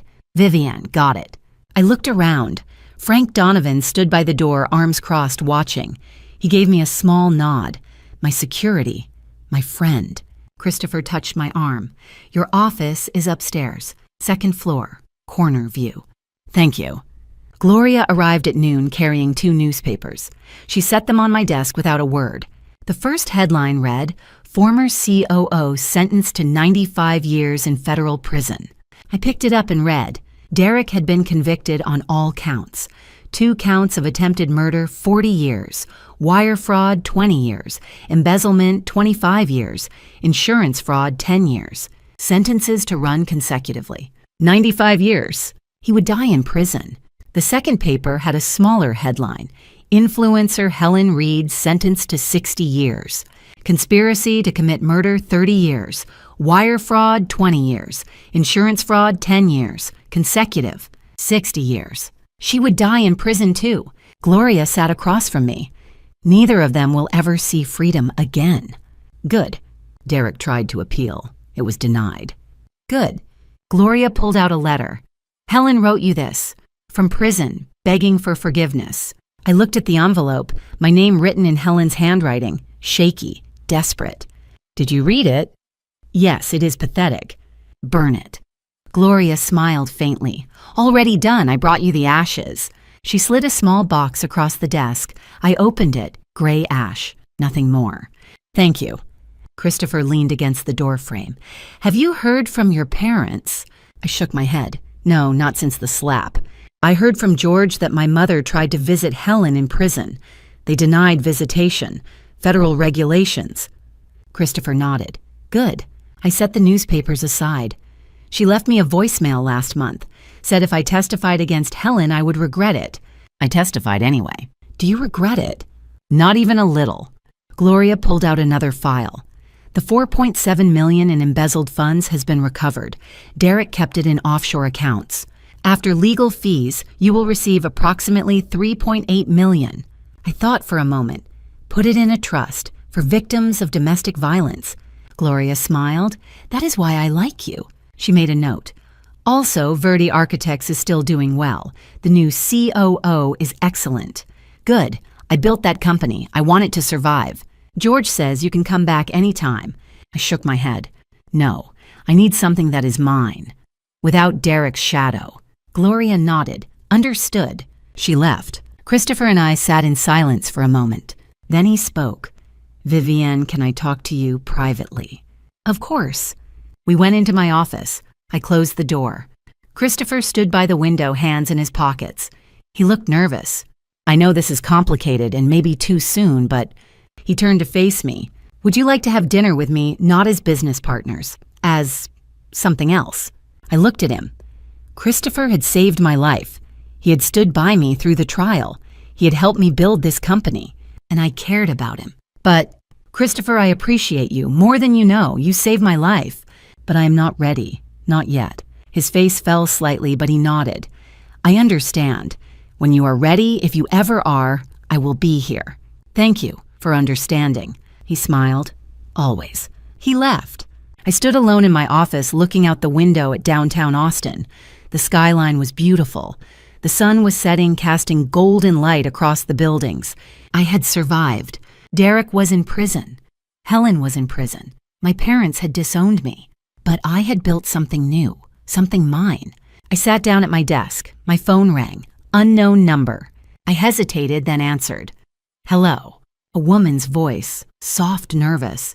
Mrs. Carter, my name is Stacy Torres. I used to be involved with Derek Barrett. I tensed. I know who you are.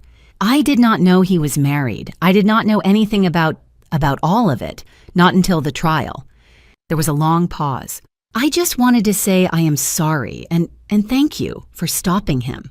I closed my eyes. You are welcome. Did he hurt you? Stacy's voice broke.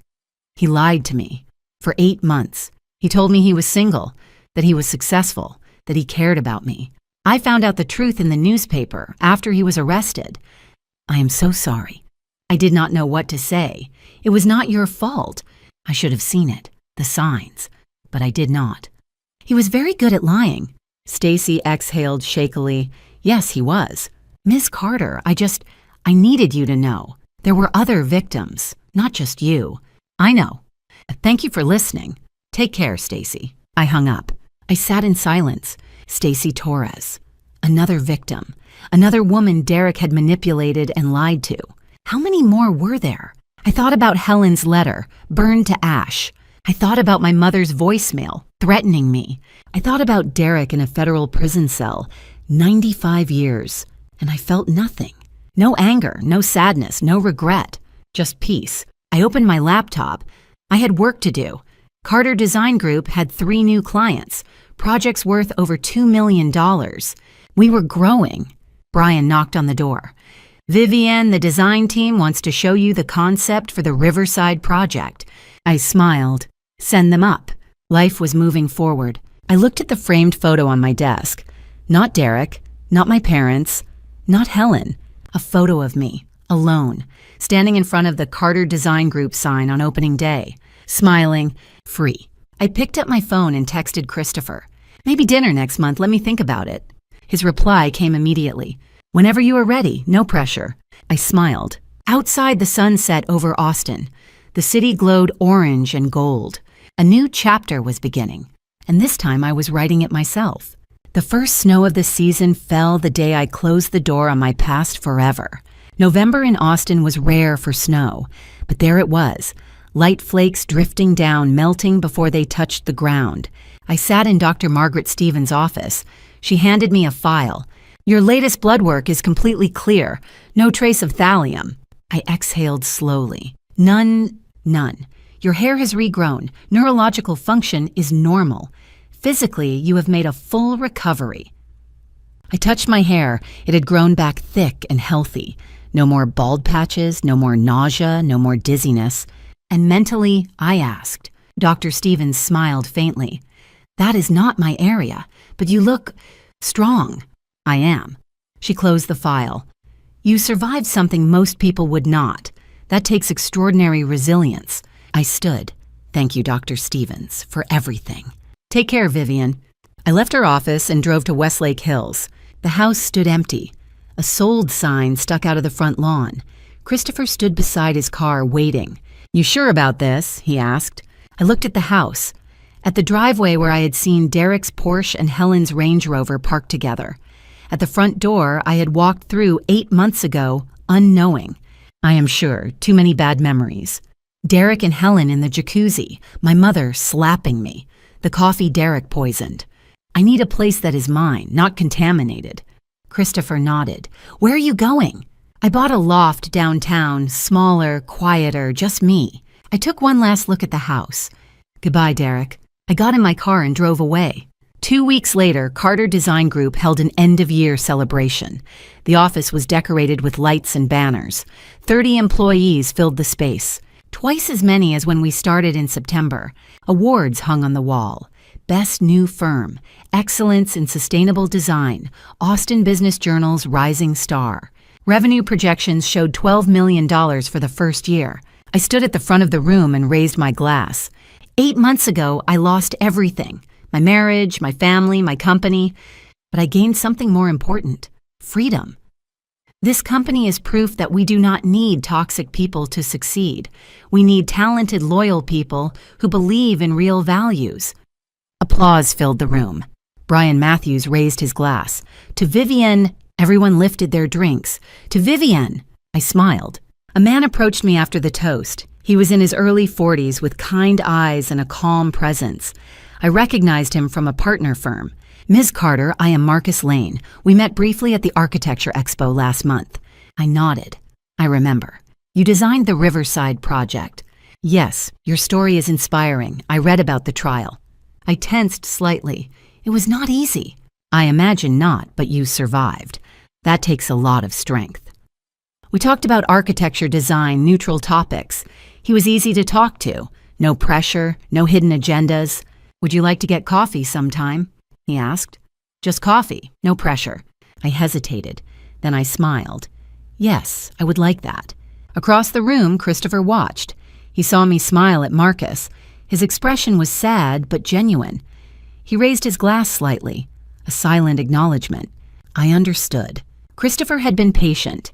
He had been kind, but he knew I needed someone outside the circle of Derek's trauma, and he let me go. Later that week, a letter arrived.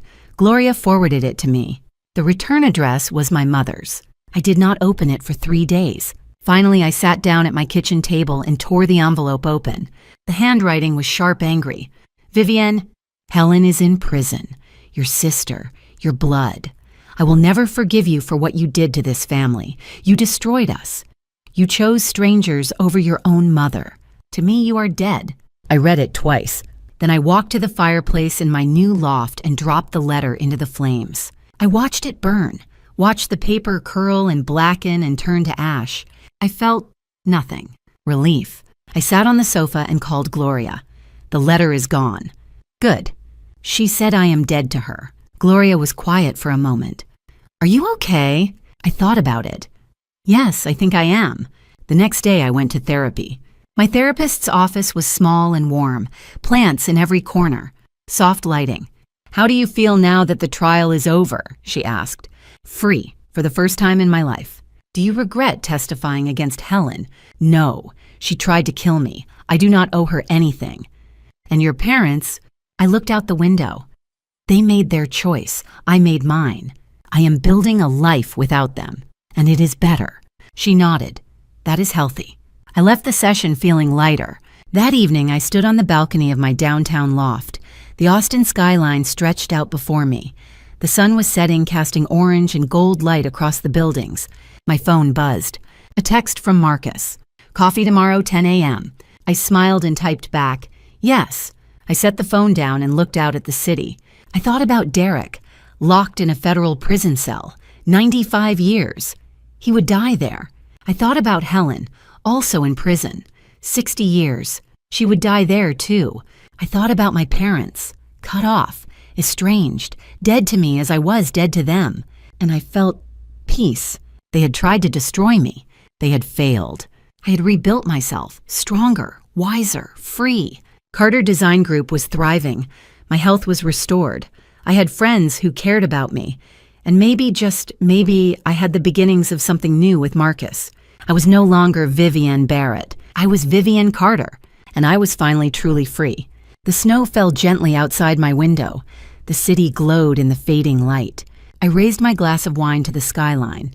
To survival, I whispered, and I smiled, because I had not just survived. I had risen, like a phoenix from the ashes, stronger than ever, and ready for whatever came next. Freedom was not the end of the story.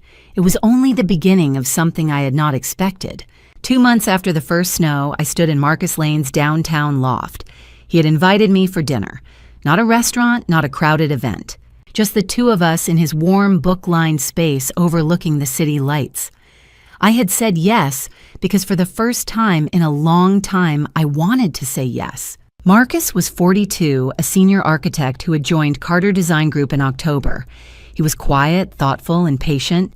He never pushed. He never asked for more than I could give. And tonight he had cooked. Grilled salmon, he said, setting a plate in front of me.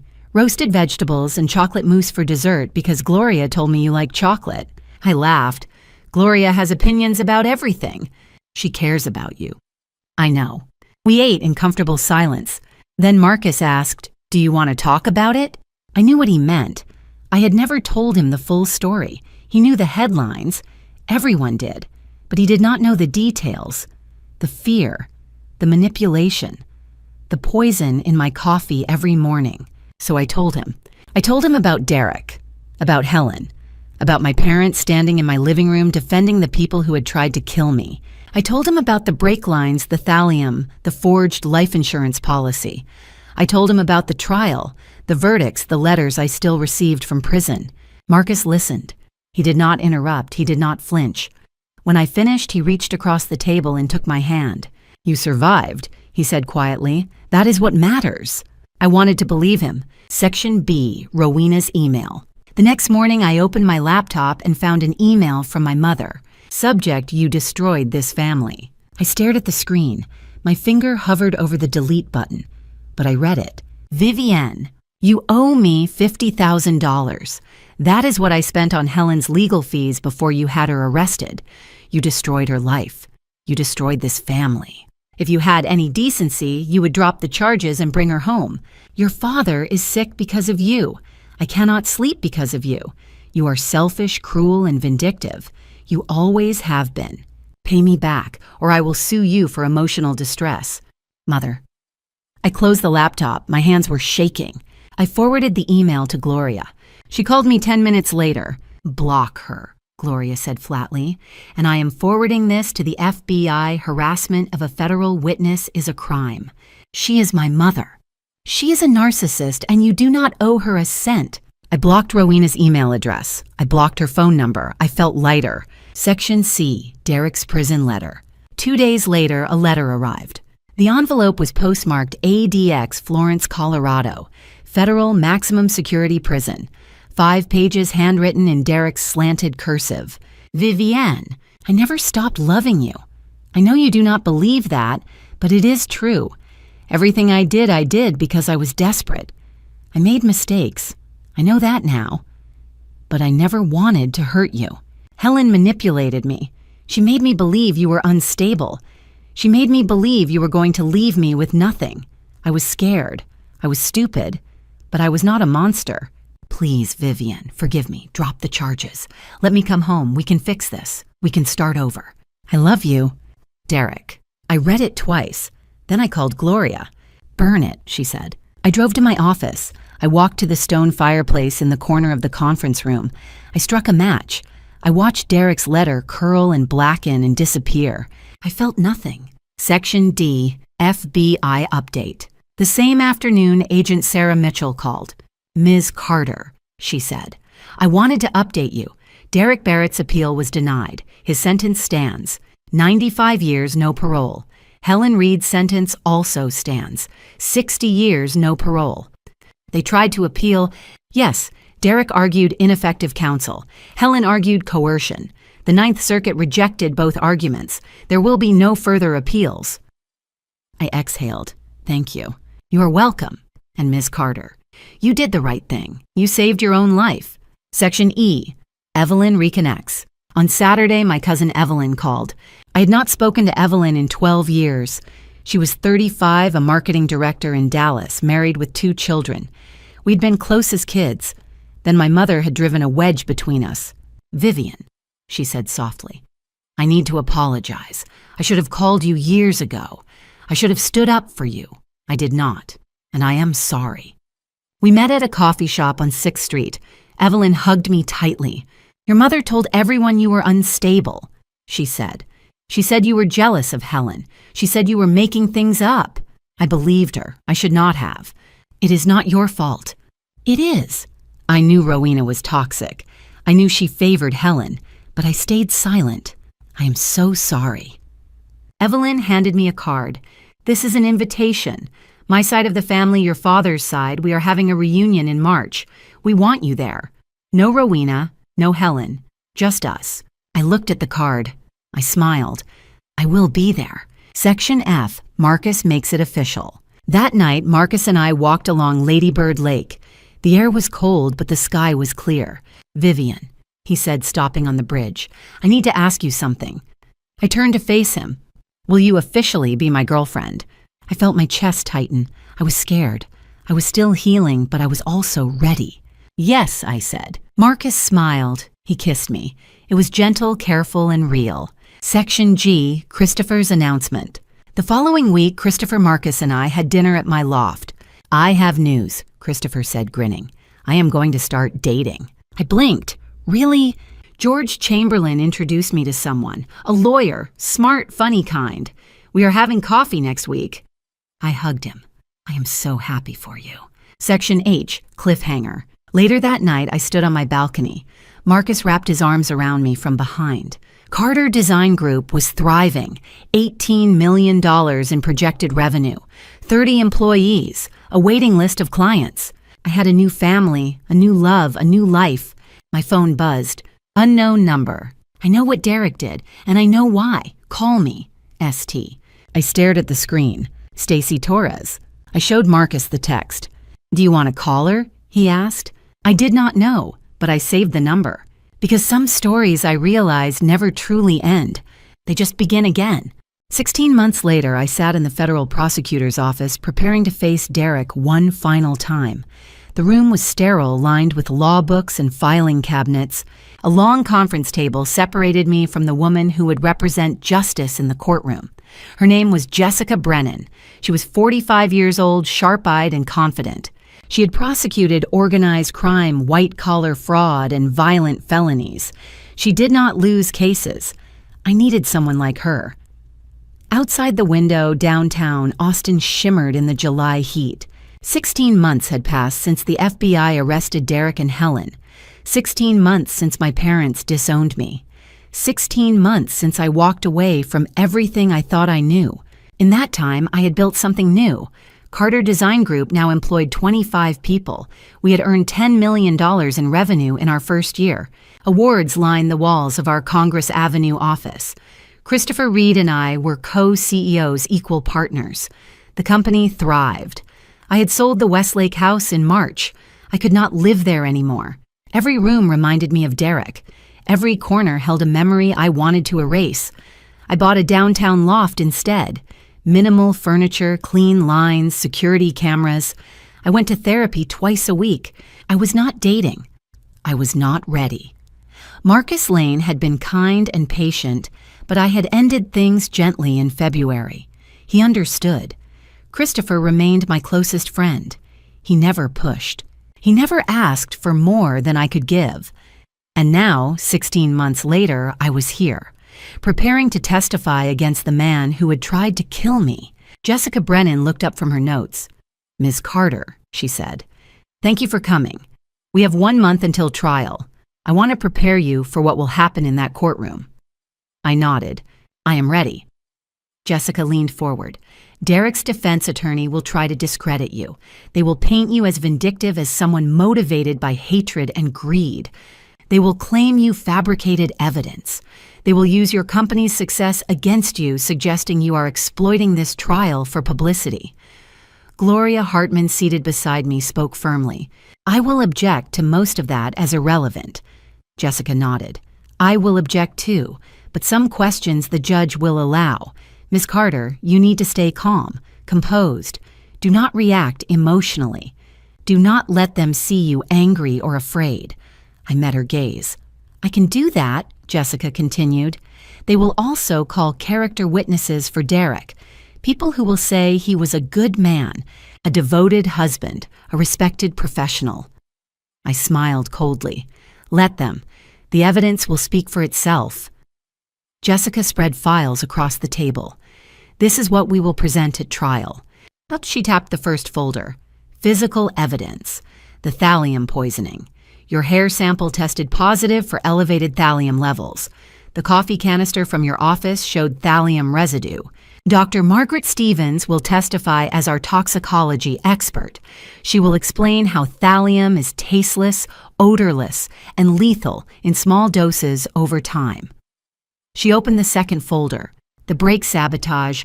We have the cut brake lines from your Tesla. Miguel Herrera signed a confession admitting Derek paid him $5,000 in cash to tamper with your vehicle. Tony Rizzo, the Tesla service mechanic, will testify that the cuts were deliberate, not accidental wear. The third folder was thicker. The forged life insurance policy, $8 million.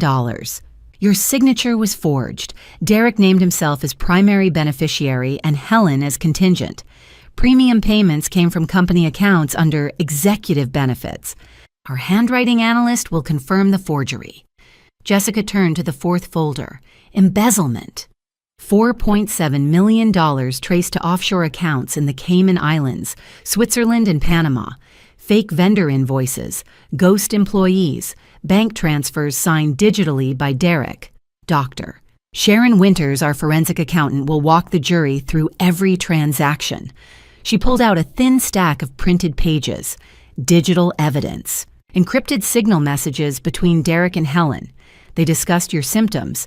They referenced Plan A, the brake sabotage, and Plan B, the poisoning. We recovered a document from Derek's laptop titled Plan 5. It detailed a timeline for your death. I felt my chest tighten. I had read those messages. I had seen the document.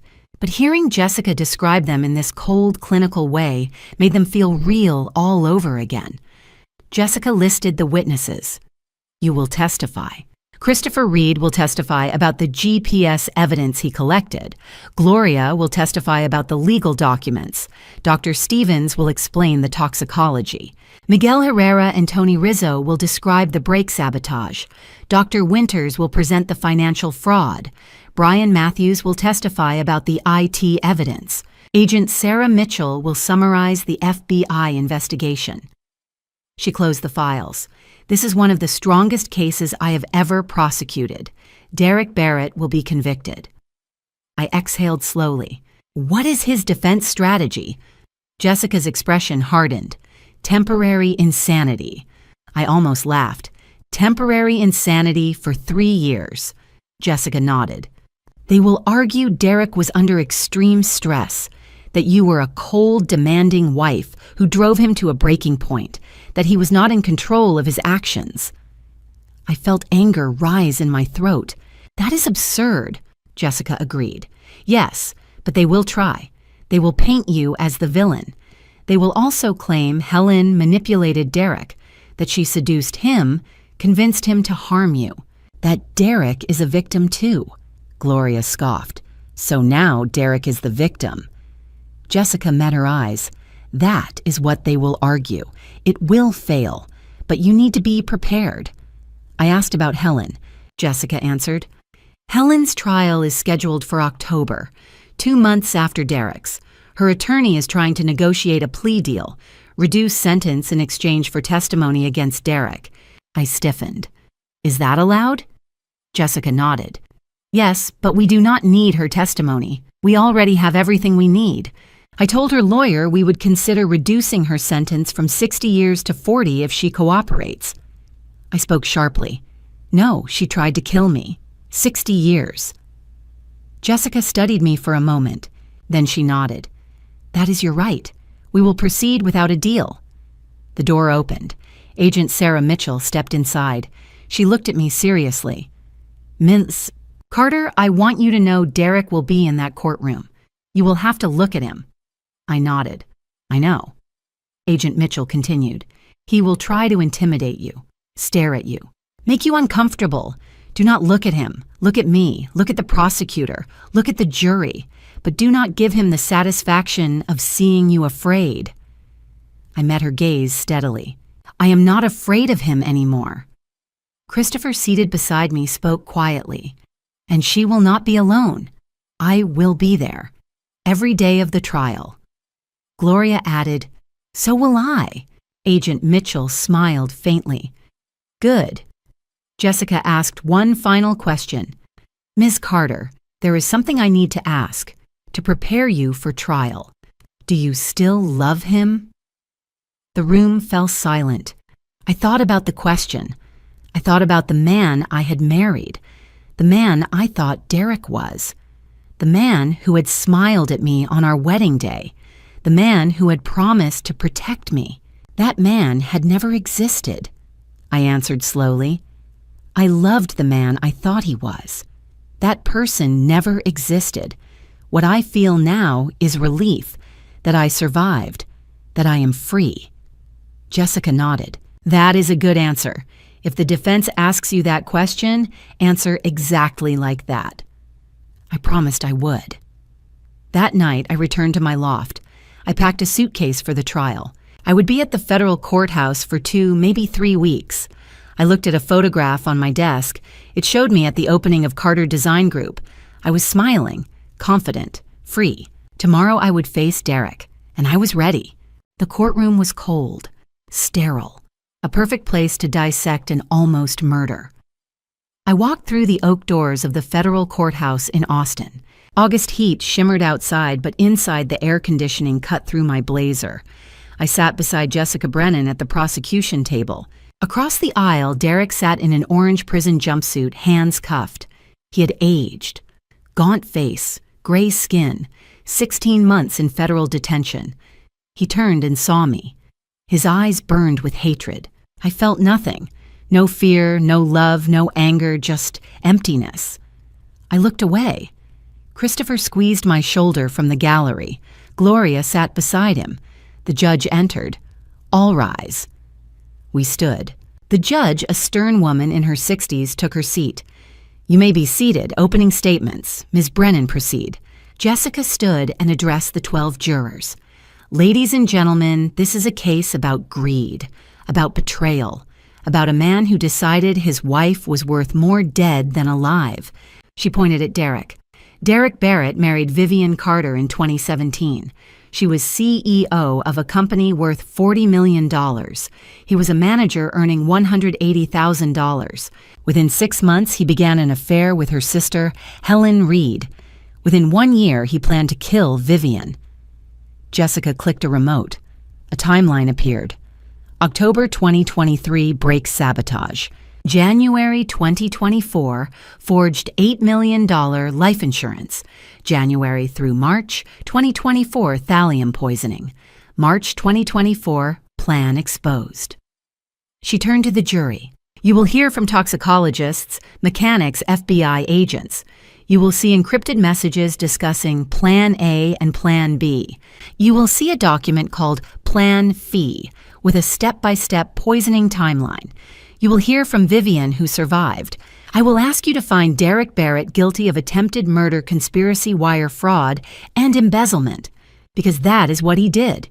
Defense attorney Marcus Flynn stood, early 50s, polished, confident. Ladies and gentlemen, you heard a dramatic story, but it is fiction. Derek Barrett made mistakes. He had an affair. But murder number Vivian Barrett is powerful, wealthy, influential. When she discovered the affair, she wanted revenge. She hired investigators, fabricated evidence, manipulated law enforcement. By the end of this trial, you will see Vivian is not the victim. She is the architect of Derek's destruction. He sat. I leaned toward Jessica. He called me a liar. Jessica replied, let him. The evidence will speak. Jessica called me to the stand. I raised my right hand and swore to tell the truth. Jessica began. Miss Carter, when did you first suspect your husband was having an affair? I answered clearly. March 14th, 2024. I returned early from a business trip and found Derek and my sister Helen in our jacuzzi, naked. Jessica asked, "What did Derek say?" I replied, "He said Helen was sick, that he was helping her, that it was innocent." Jessica asked, "Did you believe him?" I said no, because of how they looked at each other, because of the champagne, because I had been ill for 2 months. Hair loss, nausea, confusion, abdominal pain. Doctors found no cause. Derek went on a business trip for 5 days. I recovered. He returned. I became ill again. Jessica asked, "What did you do?" I said, "My brother-in-law Christopher had my hair tested. The lab found thallium, a poison." Jessica showed the jury the toxicology report. "Did Derek have access to your coffee?" I nodded. "Yes, he made it every morning. He said he was taking care of me. He was poisoning me while telling me he loved me." Marcus Flynn stood for cross-examination. "Miss Carter, you earn $500,000 a year, correct?" I answered approximately. Marcus asked, "Your company received media attention from this case. National news, magazine covers. Good for business, correct?" Jessica objected. "Irrelevant." The judge sustained. Marcus shifted. "You said you saw Derek and Helen together, but no actual sexual act, correct?" I answered, "They were naked in my jacuzzi. I saw him kiss her forehead. I saw her hand on his thigh." "I saw champagne and lies," Marcus asked. "Or did you see what you wanted to see because you were already suspicious?" I looked at the jury. "I saw my husband betray me. I saw enough." Marcus asked, "You refused to allow Helen a reduced sentence in exchange for testimony, correct?" I said, "Yes." Marcus asked, "Why?" I replied, "Because she tried to kill me, and I want her to pay for that." Marcus said, "So this is about revenge." I looked at the jury. "No, this is about justice." Jessica called the expert witnesses. Dr. Margaret Stevens testified. The thallium concentration in Miss Carter's hair was consistent with chronic poisoning over 8 to 10 weeks. Without intervention, she would have died, Miguel Herrera testified. Derek Barrett paid me $5,000 cash to cut the brake lines on a black Tesla. I am ashamed. Doctor Sharon Winters testified. Mr. Barrett embezzled $4.7 million over 3 years. The money was transferred to offshore accounts in his name. Agent Sarah Mitchell testified. We recovered encrypted messages between Mr. Barrett and Mrs. Reed discussing poisoning timelines, insurance payments, and covering their tracks. Christopher testified. I installed a GPS tracker. The data showed 17 visits by Helen to Vivian's house while Vivian was traveling. Marcus Flynn called Derek to the stand. Derek swore in. Marcus asked, "Derek, did you love your wife?" Derek answered, "Yes, I loved her." Marcus asked, "Did you try to kill her?" Derek said, "No, never." Marcus asked, "How do you explain the evidence?" Derek replied, "Helen manipulated me. She said Vivian was abusive, that Vivian was planning to destroy me.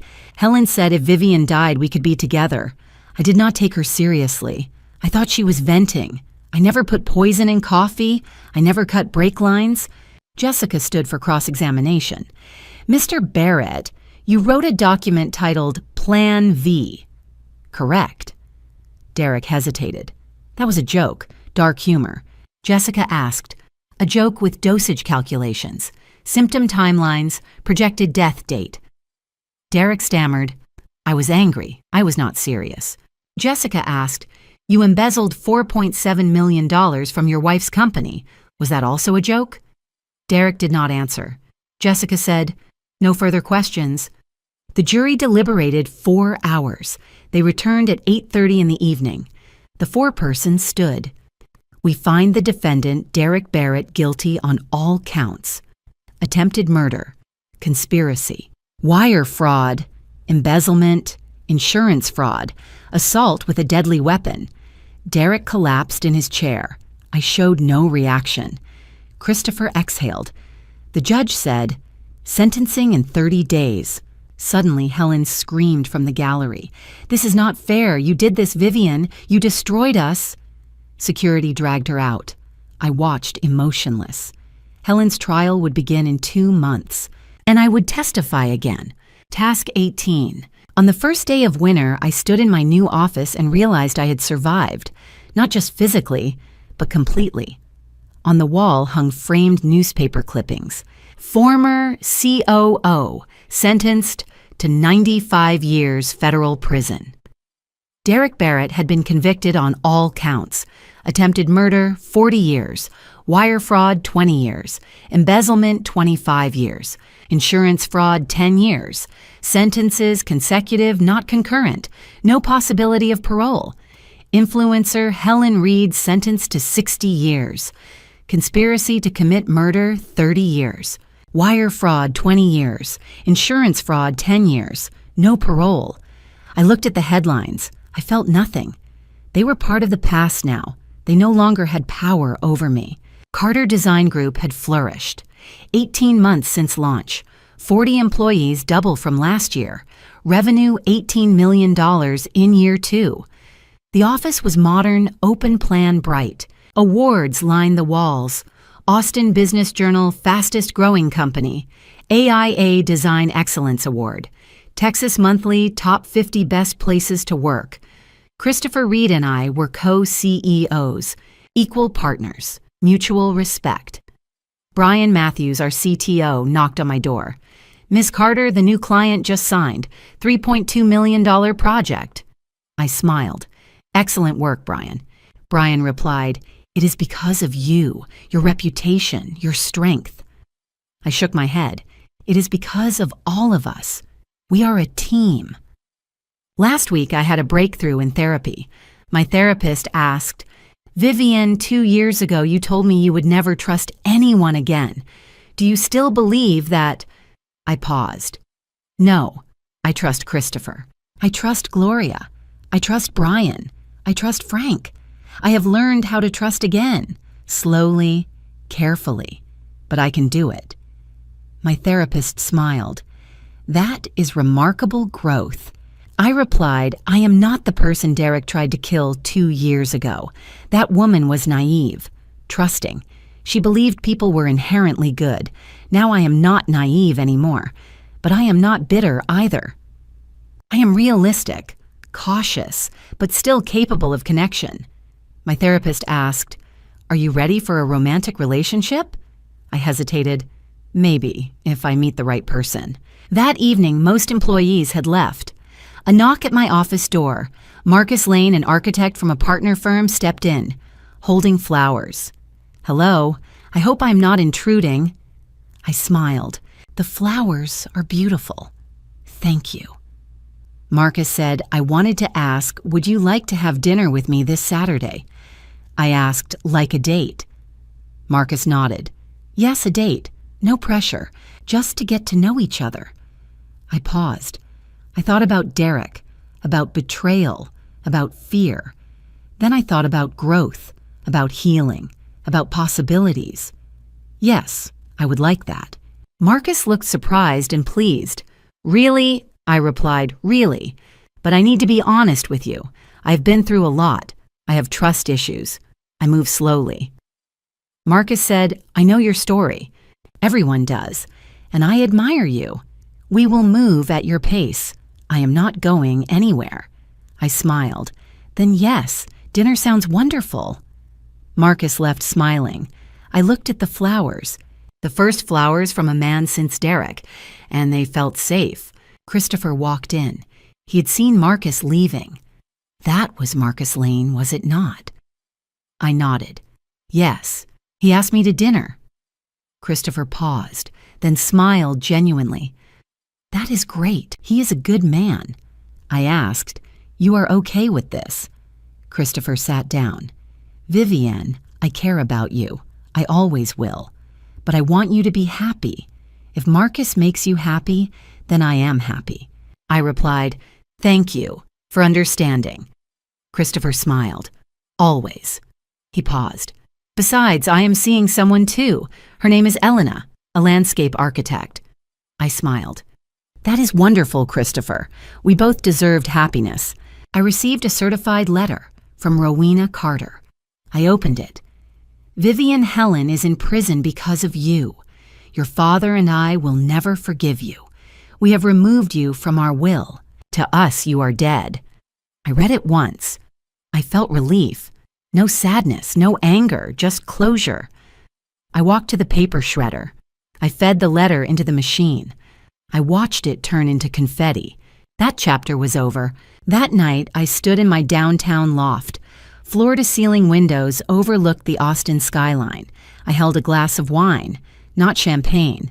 Never champagne again. I reflected on the past 2 years. What I had lost, husband, sister, parents, old company, old life. What I had gained, freedom, self-respect, true friends, successful career, peace. I thought, they tried to kill me. They tried to take everything, but I am still here. Stronger, wiser, free. Derek will die in prison. Helen will die in prison. And I will live. Truly live. My phone buzzed. A text from Marcus. Looking forward to Saturday. Do you have any food restrictions? I smiled and typed back. No shellfish, otherwise surprise me. Marcus replied, perfect. See you at 7. I set my phone down. I looked at the city lights. 2 years ago, I had been close to death. Poisoned, betrayed, broken. Today I was alive, thriving, full of hope. I whispered to myself, I survived, and I won. And to you listening to this story, remember this family betrayal cuts deeper than any knife, and family revenge is poison that destroys everyone it touches. I learned that the hard way. 3 times in my darkest moments I turned to God when I discovered the thallium and realized my husband was killing me, when I sat alone in that hospital room wondering if I would survive, and when my own mother chose my sister over me. Each time, God gave me strength not to become what they were. Family betrayal taught me that blood does not guarantee loyalty, but true family is built on trust, not DNA. Do not be like I was. Naive, trusting, blindly ignoring red flags because I wanted to believe in people I loved. The warning signs were always there. Derek's coldness, Helen's jealousy, my parents' favoritism. I ignored them all. Do not make my mistakes. Trust, but verify. Love, but protect yourself. Forgive when appropriate, but never at the expense of your safety. Family revenge might feel satisfying, but true justice comes from choosing peace over destruction. I did not seek revenge. I sought survival. When you face family betrayal, remember the best response is not to destroy them, but to rebuild yourself so brilliantly that their betrayal becomes irrelevant. If this story moved, you share it with someone who needs to hear it. Leave a comment, have you experienced betrayal? How did you overcome it? Subscribe so you do not miss the next story. Thank you for staying until the end. A gentle reminder, upcoming stories contain fictionalized elements created for educational purposes. If this content does not resonate with you, please explore other options better suited to your preferences.